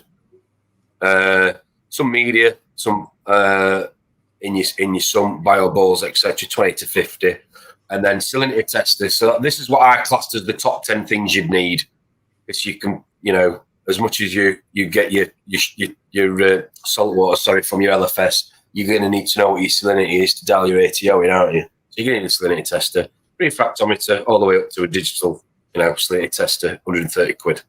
So yeah, on a 3-foot tank, about 250, 300 litres, is it? I think the average size, something like that. 3-foot tank, yeah. So my DD is 280 litres. So that's someone saying about, is that 40 gallons? I think it's about 50 gallons, because I think 250 litres is about 50 gallons, I think, roughly. So yeah, so I worked it out. Yeah, there's your variance. You can go cheap at 100, and this is cheap. Yeah, 1,500 quid to up 4.5 grand, pretty much. That's all brand new. I mean, there's a few others. I mean, you could save yourself on the ATO, because you can get the Red Sea that come with the free ATO. There are a few bargains out there. Some of the, some of the manufacturers were pushing certain things. But yeah, I was quite shocked. It was cheaper than I thought. 1,500 quid for a brand new one, to be fair. I can't remember what the cheapest tank was. I think it was a TMC one? Can't remember. And the most expensive one was either a Red Sea or an Elos one, but yeah, 1,600 quid. Any comments on that? Any criticisms? All right with that? Happy with that? No, I think it just shows you that for brand new, there's such a range there, and you can go for cheaper, or you can go for the more higher end, and it's up to your budget. Or do you think you buy higher quality once and not risking it breaking? I don't know, but yeah. Yeah, I think take a chance with some things, but things like return pumps, I'd always get the best I could, really. I mean, the light, when you start the tank with a light, is not as important as later on, is it? I suppose 100 quid. No. I'd get 6 months to a year out and then bin it for a better light, maybe. Things like that. I think it's a bit of a maze, to be fair, for people getting into the hobby, because you know what size tank you want, but it's so difficult to understand what size equipment you need to sort of marry up to that size tank, if that makes any sense in a ratio. Because quite often you'll get something that's inferior, so then you'll have to spend more money and upgrade. Yeah. I mean, you can go the other end, and you can go silly and buy something that's like not necessary. So it's trying to find that balance, and that's when normally your LFS, if you had one local enough to you, you could bounce those ideas off people and maybe pick up something second hand as well. But you don't have to fall for the latest and greatest craze on Instagram or online. So there's a big difference, isn't it? There's so many to choose from. It's great, as in there's a lot of choice, but like on the flip side, there's a lot of people would probably get it wrong more often than get it right. Yeah, especially when you're starting out, you end up having to buy a second time because you bought the wrong one or the wrong size and that kind of stuff. So it's easily done, isn't it? If you haven't done your research or you know people that are in the hobby that you can guide you. Do you know the second-hand market, if you was to go second-hand, to see those bargains, or you end up buying a dog and you end up I bought this dodgy kit, and then you go and buy brand new and you've spent even more money because you've had to buy a second piece. So it is a minefield. When I think back to my earlier, first my first ever system. Well, not my first ever system. I inherited that from my mum. My second, like my own tank. I bought the tank brand new. But what I'm trying to say is, you'll very rarely change your tank because it's an investment in it. That's your tank, that's your shop window, that's your tank, your environment for everything to grow. But you'll then start to swap your lights, your pump, your power heads. You'll change them quite often if you're fortunate enough and you can afford to, and you've got access to it. You'll quite often change those a lot more often than you would change your tank in the first place. Is kind of what I'm getting at. Yeah, tank's a big thing to change as well, isn't it? It's not an easy swap, is it? I agree. Especially if you've got decent livestock. Yeah. Absolutely. Second hand. Let's have a look. What did I get? Second hand. So again, I've literally went through eBay earlier, and this is what I came up with. So we've got. I could get a tank second hand, and when I say the tank, there's a lot of them on eBay, livestock included, a lot of equipment included. So to try and keep it clean and simple, I cut all those out. So I know there's probably somebody tonight watching going, "Oh, he didn't see that tank," but I'm literally gone for empty sump tank, pipe work, nothing else, no water. So 150 quid up to 800. I think some people, it goes back to what we said earlier. People begrudge because they know how much they spent on it, so they want to try and claw some of it back. And I get that. I've felt like that on the equipment myself, but in this current economic climate in the hobby, I'd fair to say you'd be struggling. Yeah. But yeah, up to 150, up to 800. Return pump, 40 quid, cheap 40 quid. And that was a decent spec pump I found. Up to 200 again, depending on your brands and gizmos, bells and whistles. Same with lights. You could get a cheap marine light, LED marine light for 30 quid. Again, depends on what you're keeping. Fish, mushrooms, softies, whatever. Up to 600. Flow, 20 quid for a pair of really cheap, small little, Jabao, J-Cod power heads. I think 2 would have done a 3 foot, one either end. They weren't massive. And then 400 quid for a pair of second-hand MP10s. Heater, temp controller, yeah, they were ranging for the combined price. I know you'd say you buy brand new, Rob, I kind of agree with you, but if you were going to buy it second hand, you're looking at 40 to 50 quid all in. Skimmers, there's some cheap second hand skimmers on eBay at the minute. I was shocked. Yeah. There's a couple of Nios 120s, I think it is, skimmers, small little entry level ones, and Bubble King ones, 50 quid. All the way up to some Royal exclusive ones that people were asking for 700 quid for small nano ones, which I thought were a bit excessive. But anyway, ATOs, 20 quid to 150. Now, the rock was difficult because a lot of people, they've obviously spent a lot of money on live rock over the years or buying rock, and they want to get the money's worth out of it. So they either keep it in a garage or a shed, dry. It's not necessarily wet. And some of the prices were literally like 100 to. Well, I saw one at 350, but it was a lot more than £40, so I left that out. But yeah, £100 to £200 was the average there. People do sell bio balls second hand on eBay, which I couldn't believe, but they do. Really? Yeah. Snap them up. What? They'll ship them? They ship them wet, or they? No, I think they were. I think they were classed as used because they've been opened, used, maybe took half of it out, and the rest of it was not used. So 10 to 20 quid. Yeah, plenty of that, and yeah, a reef actor. You could pick a reef actometer up for 10 quid, all the way up to a digital one for 75 quid. So again, quite a broad spectrum there.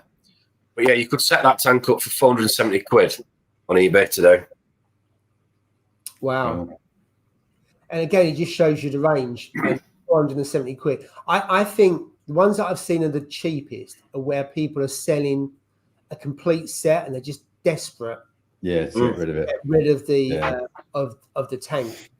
They've sold the livestock, the tank's sitting there, they can't get rid of it, it's got the kit with it. And some people can't be bothered to break it down into individual components. So you can definitely, those kind of prices, 470 quid for a second-hand one, for sure. Absolutely. Brilliant. All right. So I had a look at a Nano, so the Max Nano, not too dissimilar to this. And what started me on this one was on the Love to Reef WhatsApp group, there was someone selling this. So we're talking about a Max Nano Cube, which is the same one as Jay's got, with lights, with the skimmer, return pump stand, lid, ATO, blah, blah, blah, £200. Wow. Now, I priced that up separately, and it either come to £1,159 if you took the DD ATO, or if you went for the Red Sea one, it was 1,284 quid. So wow, that's a big difference. That's mad. Absolutely, it comes with a lid because the lid's 36 quid. Heater I went for 150 watt, which is 56, and the DD controller, which is 43. That's got a heater controller in it. I'm taking it at face value. And the guy sold all his livestock on most of it on the WhatsApp group, to be fair. But you can find gems like that. So you think a Max Nano, so the smaller version of this with the stand, £200. So that is ready to put sand in and water, and you're good to go. You don't have to buy any. You can use. I'm assuming it's the stock skimmer, which is okay, a bit noisy. But I use it. Might be the stock ATO, which is a real pain because it only lasts about 2 days and you have to change it. But of all the bargains I've seen recently, that was probably the best one I've seen. I think I've showed you, Tom, didn't I? You said if it was local, you would have. I'd have bought that for the garage. I would. I've put it in the garage and done something with it. Definitely. Yeah. Absolutely. So that's brilliant. Isn't it? To get you up and running, 200 quid. Yeah. Brilliant. Yeah. I mean, because if you want to try it out, 200 quid in the scheme of things. Yeah. Ain't a lot of money when you think that would have been, what did I say, 1,100 quid out of the box and all your stuff is brand new. And if you're not too sure if you're going to like it or not.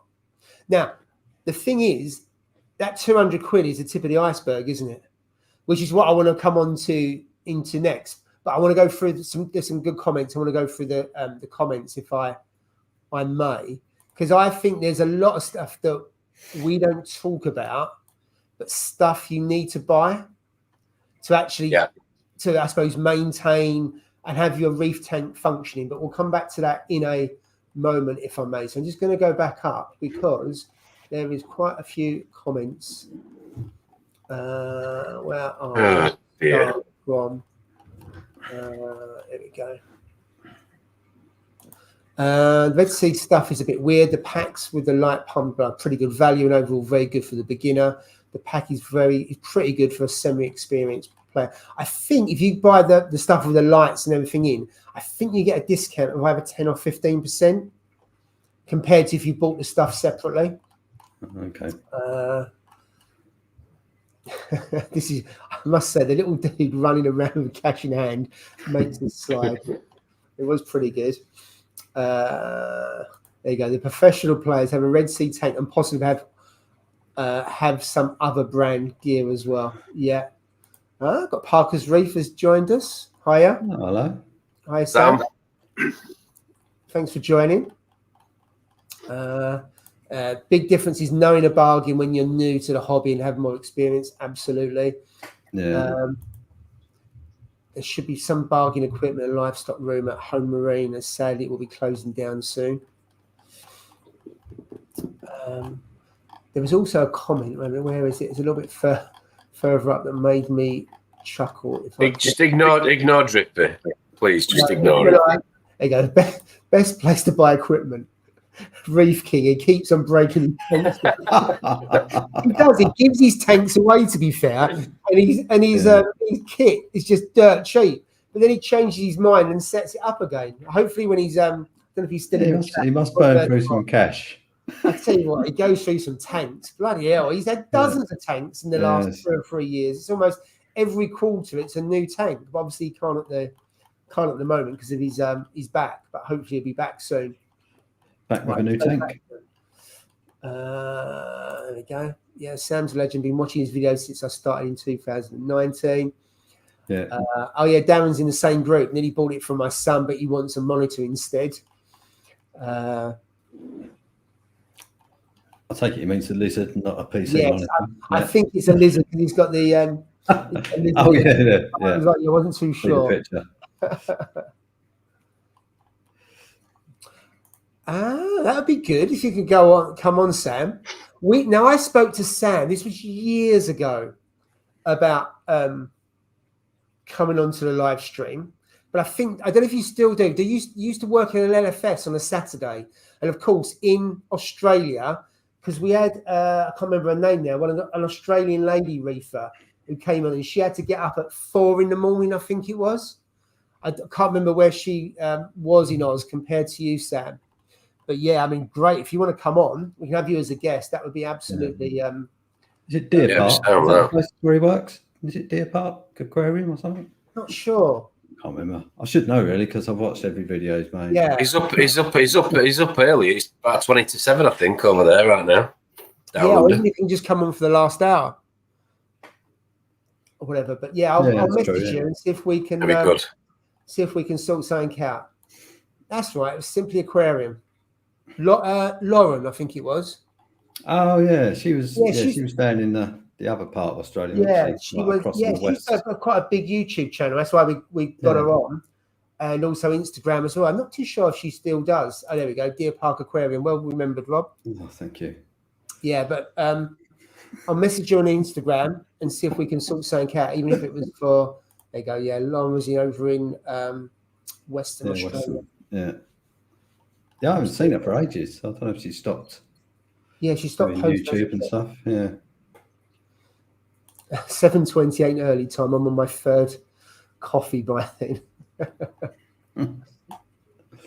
So yeah, you can get some real bargains. And then the last one that I was going to come back to something else. Yeah, so be good to talk about what's all the additional stuff that you need to run a reef tank. So I'm thinking test kits, because people don't necessarily think about test kits. Yeah, RO. RO, all that kind of stuff. So put in the chat if you can the kind of things that you need. So yeah, RO, and I'm going to do a poll on RO whilst people are. And it's silly things like dosing containers. Yeah. Yeah. Because you always forget, you buy the pump and then you go, what am I going to put the fluid in? Yeah. You know, was the most difficult thing for me to get hold of with dosing containers back in the day was the acrylic rod. It was like absolute rocking horse doo-doo to get hold of. Yeah. Because you end up putting your normal dosing line in. Obviously, it curls at the bottom or pigtails. So you never get the last bit of your reagent or whatever you're dosing. You need the acrylic rod. You tried, unless I'm, my head's sewed on backwards, which it probably is. You try Googling for that sort of you know what I mean, don't you? The hollow acrylic rod. It's nightmare. Yeah. To find. Anyway, digress. Yeah. Yeah. No, you're right. I looked. Yeah. So what I'm going to put is, where do you get your RO from? So it's LFS, make, own. So you're going to put spotless. Spotless. You know what? I am going to put spotless. Got to be spotless. Right. So LFS, make, own, or other, and I put spotless. But you get it from somewhere else. You could get it from a friend or something else. Yeah. It may not have to be spotless. So it'd be interesting because I've always made my own. I've never got it from anywhere else. For a whole host of reasons. One of the main ones is not just the cost, but I'd have to drive there. I'd have to pay for it, and then I'm bound to pick up loads of stuff I don't need at the same time. So it ends up being really, really expensive. I go in for, say, 50 liters of water, and I come out spending 200 quid because there's a frag I like, or there's some new kit. So that was one of the reasons why I went from an RO machine to begin with. So the pole's there. Best thing about doing it yourself, though, is you don't have to lug 25 litres around, do you? You can fill it up half. I always like to have it on tap as well. If you're reliant on going to buy it and you run out, and you need it. Sure. It's just I never wanted to have the worry of like, oh my god, I need some water. Yeah. I haven't got any.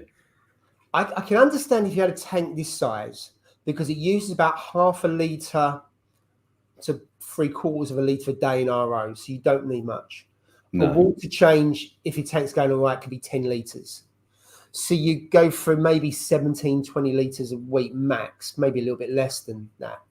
But it's still, if you go once a month, you still got to fill up 2 or 3 cans, haven't you? So and it's just always that, you know, you're coming from work one day and half your corals are stripped and you're going, oh my God, I want to just do a water change. Yeah, and you can't. Exactly that.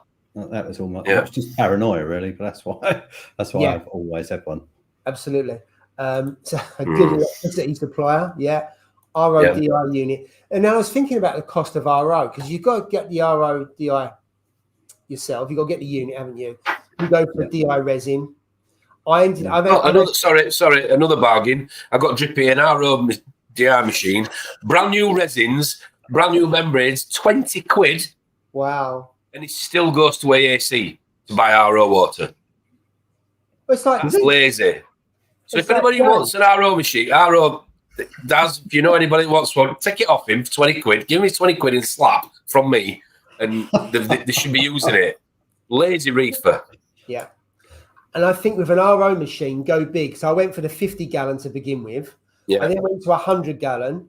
And then I've gone to 150 gallon. And then in hindsight, I just would have gone 150 gallon because the production's just a lot quicker. Yeah. Especially if you've got crap water coming out. So I've got over 300 TDS where I am. So I need a bigger machine because it's just really, really slow. Yeah. And then you've got DI resin. You've got to refill the DI resin. I've got a silicate thing for you because my silicates are quite high as well. Yeah. So there's all of that. But let's have a look, see what else have people put down there. I think that's test kits as opposed to twat kits. Yeah. Oh, there we go. He's blaming the autocorrect. Yeah, they all say that. I'd like to ask for that in the LFS. Yeah. I use builders buckets because they've got the number of litres on the bucket. Yeah. So if I'm doing a water change, they're really good. So the B&Q ones are good. They're really cheap, but I prefer the builders ones because you've got the measurement on them for doing 10 litres at a time. And there we go. Someone else has got. They're quite popular, aren't they? These twat kits. Yeah. There's quite a lot of twats in this hobby. So takes on to know one, Robert. Oh dear. For me, buying equipment is never ending as you keep on upgrading as the technology improves. Absolutely. Fish food. Well, I tell you what, that's worth a live stream on its own. Fish food and what types do you use? What fish can have certain foods? And we've talked about different fish before. And Moorish Idol about needing fibre. Yeah, specialist food. And everything like that. That would actually be quite a good one because contaminants, copper, pathogens. Yeah, all kinds of things. Wouldn't trust anyone else about the water. Used to be by LFS, but got expensive support on RODI on Tom's recommendation. Thank you, Tom. I made my own. Electricity is a big expense. Absolutely. I think that's a lot of the reason why people left the hobby when they saw the electricity. I've noticed, John. Coming through. Oh dear. Yeah, it is. That is a big expense. How you can run a reef tank successfully and not make your own water, especially if you even have your own RDO. So Jay has never made his own water and has always gone to spotless. Yeah, and you got to say, look at his tank. He's doing well. Yeah. Right. Let's have a look. Let's end the poll. So we've got 81% make their own, 9% LFS. Wow. 9% is other. So there we go. I thought the LFS would be higher.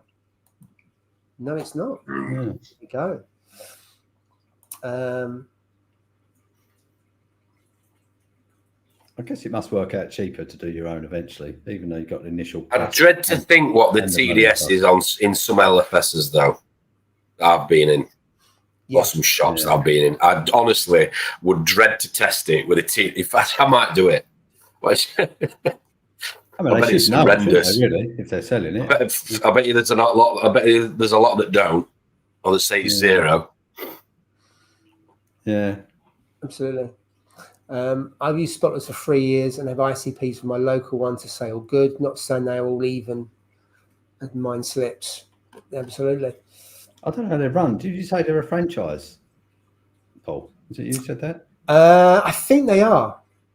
Yeah, so I'd imagine there would be some local variations in, wouldn't there?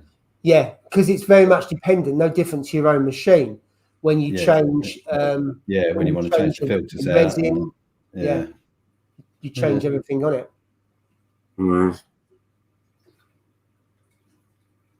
Yeah, I've got no idea how much it is. I think there's a bit. I think it's like what Scott's saying again. It depends on the person, tank, and how much water you want to do a water change. Because when you do, it does get expensive making your own water. Not only the salt, but then you start putting membranes in, and and carbon filters, and and resin. When I'd buy a sack of resin, it probably lasts me 6 to 8 months. It's £100 a sack. That adds up. Yeah, that's costly. And you've got.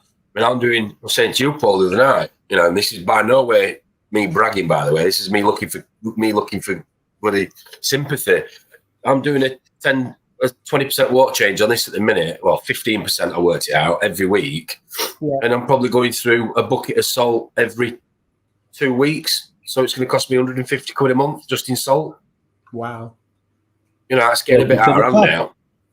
Yeah, I know. You're going to say, well, you should have known what you were biting off before you're going to chew it and all that. But yeah, I'm just saying that it's starting to get rather expensive. So it's like, I really like that coral, but now I've got to buy a bucket of salt instead. Woo-hoo. Yeah, it's not quite as exciting, is it? Getting 2 boxes of salt rather than No. But because some reason my camera's gone off. I don't know what's happening, but it'll come back on in a minute. So that's why it's gone blank. Right. Apologies. I think in the first 12 months, you're more likely to have to do more water changes, I think, as you start to encounter problems and clean out your system. I know there's other things potentially going on, but frustrating. What salt do you use anyway? I use fauna. You use fauna, you use blue bucket? Fauna. I was using the blue bucket before, but I've just really bought it. For me, I'm trying to use the same salt as I have the ICP with. I just think it makes more sense. If I'm just using that salt, and I'm not adding anything else from any other brand, almost not as a pollutant as such, but to give me an off reading, then technically or logically speaking, they both should, marry up pretty much to an extent, or be easier to dial in. Is my approach. I was going to say, it'd be easier to talk to them as well if you ever speak to the fauna guys and you use their salt. They should be more familiar with it, I guess. Yeah. Plus the new ones, if you get the right bucket, come with a free ICP at the minute, which I think is a really good touch. Okay. Are these 25 kilo buckets? Yeah.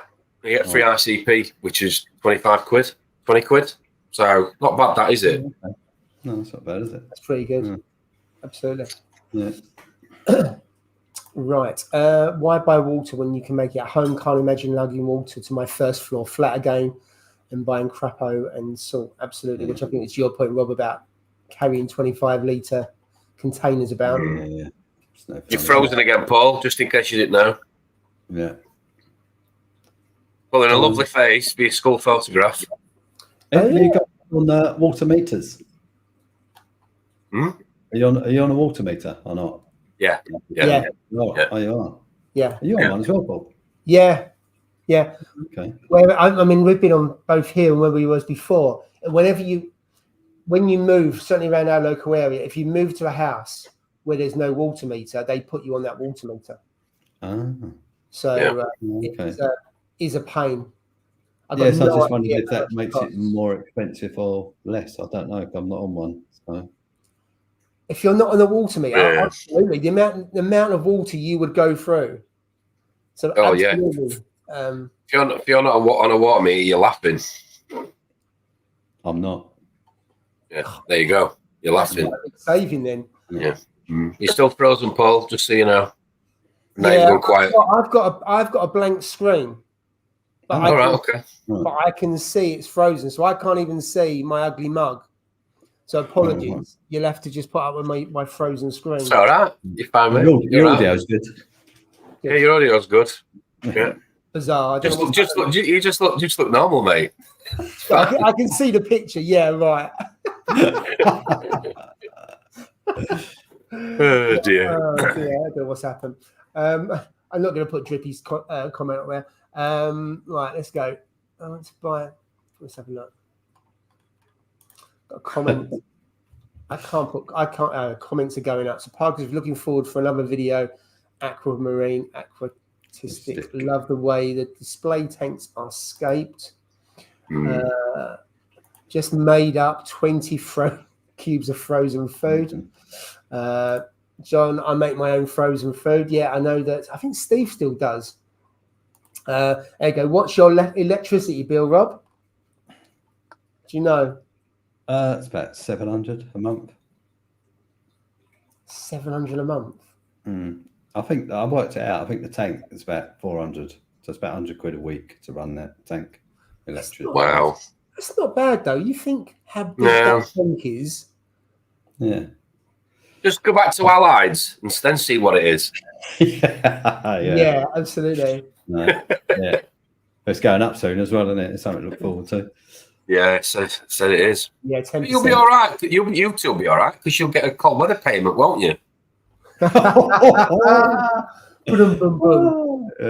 was good. Yeah, thank you for that. I still buy salt water from LFS only because £80 a bucket and storing a bucket to use 1.5 kilograms a week at a water change when LFS charge £6.50 for 25 litres just makes more sense. Yeah. Fair enough. It does make sense, doesn't it? Yeah. Definitely. Yeah. Yeah, absolutely. £6.50 is a bargain, Scott. Ain't that cheap at mine. I wonder what salt they use as well. I guess each LFS is going to have their own preferred salt, isn't it? Yeah, it's going to be different, isn't it? It's a poll that I think we should run one, Paul, in LFSs. Just curious to know what the salt price is up and down the country for a barrel. Right. I've come out of the other YouTube studio because I was having it was causing a problem. So yeah, I'm still frozen. Apologies. So those people that are buying their salt, do you want to put in the comments how much you pay for 25 litres for salt? Yeah. That'd be good. Curious to know what people are paying. It was only a small amount. It was about 10%. So it was about 5-6 people that were buying it. So £6.50. Haley, it's £8.50 for 25 litres. £4 for RO. Right, okay. £8.50. Wow. Yeah. Okay. I'm a waxwork, thank you. I'm not putting Drippy's face. I'm not putting his up. Oh, Jesus. That's what I was laughing at a minute ago. 25 litres water change down my system. Be happening soon when the sumps are linked. As I said last week, Aquatics Pro Reef £45. Absolute bargain for the salt. Absolutely. 100 litre water changes on Reef Crystals. Just sent full no ICP off. I'll keep you posted, Tom. Absolutely. Yeah, good to know what you think. As for TDS, my barrels aren't new and immaculate, so they may run. Yeah, I must admit, I agree with that. I clean out the containers with citric acid every so often. Yeah. And as I've got the clear ones, you can see they start getting a bit grubby. So when I can start seeing them grubby, I didn't clean them out. So that's a fair point.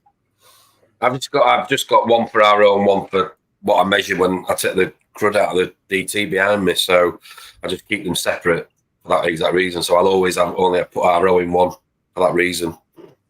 Keep it clean. Yeah.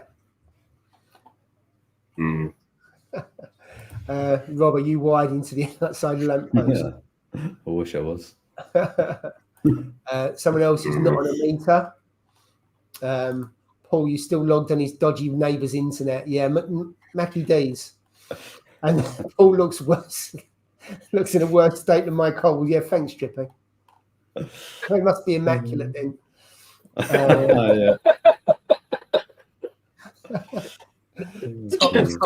Sorry, I'm encouraging him. No, I'm sure you are. As if he needs any encouragement to poke any of us. Oh dear. It does make you wonder if it's more cheaper to run a reef tank with just water changes, drip in, drip out. That way you can eliminate equipment and maintenance. Yeah, something I actually thought about doing that. Not on my big tank, obviously, but on that 170. You could do, because you wouldn't have as long as you got a good balance in elements, you wouldn't have to do dosing. You wouldn't have to run a skimmer.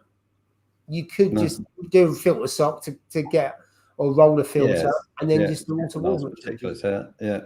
Oh. Yeah, interesting. Nice salt. I added a second membrane and DI resin and only lose same water as I get RODI, and so much faster too. I went into how much water costs and it's insignificant. Only shower once a month though. Wow. I think it's a very good point. I don't understand why it's going to go up by 10. They reckon about 10%. So I'm not too sure what's they changed. Again in January as well. So I'm not too sure what's driving that, because you can't blame the war and everything else, because stuff has been pretty consistent for the last couple of years. So usual generic wholesale price of gas has gone up, but and it's not as if the world economy is booming and therefore there's higher usage. But who knows? There we go. Utility bills way forward. Unlimited electric, water, and gas for $269 a month. Unlimited electricity. Yeah, you got to fit a certain criteria, because he sent it to me ages ago, about a year ago, and we don't. So yeah, you've got to fit. I can't remember what the criteria is. We don't, unfortunately. Oh, okay. Never heard of that. Household. No. Thanks for that one. Didn't even realise my screen had frozen. Thank you. Oh dear. To be fair, Paul, you do look like what did he used to call them now? What were the little puppets called? Thunderbirds. Thunderbird 2, Thunderbird 3. Yeah. Okay, Virgil. Yeah, thank you for that. Might have been called worse. I'll take that one. Yeah, good to say. It's not bad in the grand scheme of things. What's this? Apparently you can get in touch with your water supply and tell them you have an RODI unit and they can reduce your bill. Really? Sorry to butt in, right? But because Tim got obviously rather intoxicated on Malibu at the reef meet the other weekend, Christian decided it would be really, really entertaining to name Coral on his new release. Yeah. In thought of Timothy. So it's actually, he's got in honor of thank you of Timothy. So it's called Malibu Warrior. So if anybody buys Malibu Warrior, that is actually named after Tim drinking a full bottle of Malibu. And now Drip is asking Christian if he's got any bold acros that he can name after Tom. To have a coral named after you, that's pretty good, isn't it? That's cool, isn't it? Yeah, it's good. It'll be a smooth skin. Anyway, sorry. All the colours of a pavement pizza or something. Yeah, that'll be it. That'll be it, mate. Definitely. Oh dear. So Dave's saying £8.50 for 25 litres. $8.50. Wow. Yeah. And then Sam is saying $5 Aussie dollars. US dollars. So that's Aussie dollars. So what's that in pounds? Hang on. Is that £3? £2? Yeah, I would have said about £3. £2.58. £2.58. Wow. Wow. Nice. Lee, you got Paul trapped in gated in your face. Jeez. His imagination. His imagination is just so dark. It's concerning. Oh no. Well, what we've got here, 26p per litre. So, Tony, is that salt or RO? Oh, that's cheap. Yeah. There you go, £5 for salt, $2.50 for RO, so that's quite cheap. Yeah. £50, 20 kilos, Rob. I was at the Reef Crystals. Yeah, 50 quid. Use Mycotics Pro Reef Salt and then ask yourself why you're not using it. Okay. I'm going to ignore Drippy again. Doesn't the Triton method not use water changes? Now, I might have discussed this with someone at your place about Triton. So I think it was Christian, actually. I think they say you don't have to do water changes. But a couple of people I know, they still did water changes because it was needed. But I think the theory of Triton method is that you don't do water changes. Yeah, it's same as moonshine, isn't it? Yeah. If you run the larger Fugium, I think they're saying that you don't necessarily need to do water changes. Okay.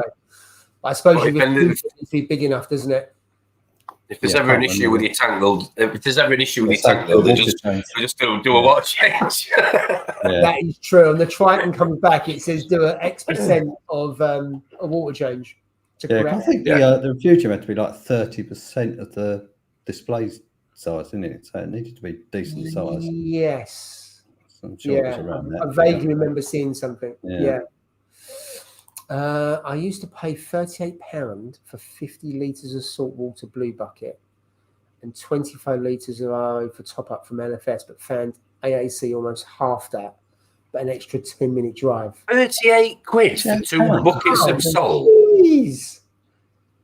Double the price, and you can get a whole bucket of salt. Wow. It does about 600. They do about on average about 600 litres, is it roughly? I think the blue bucket is about 600. Wow.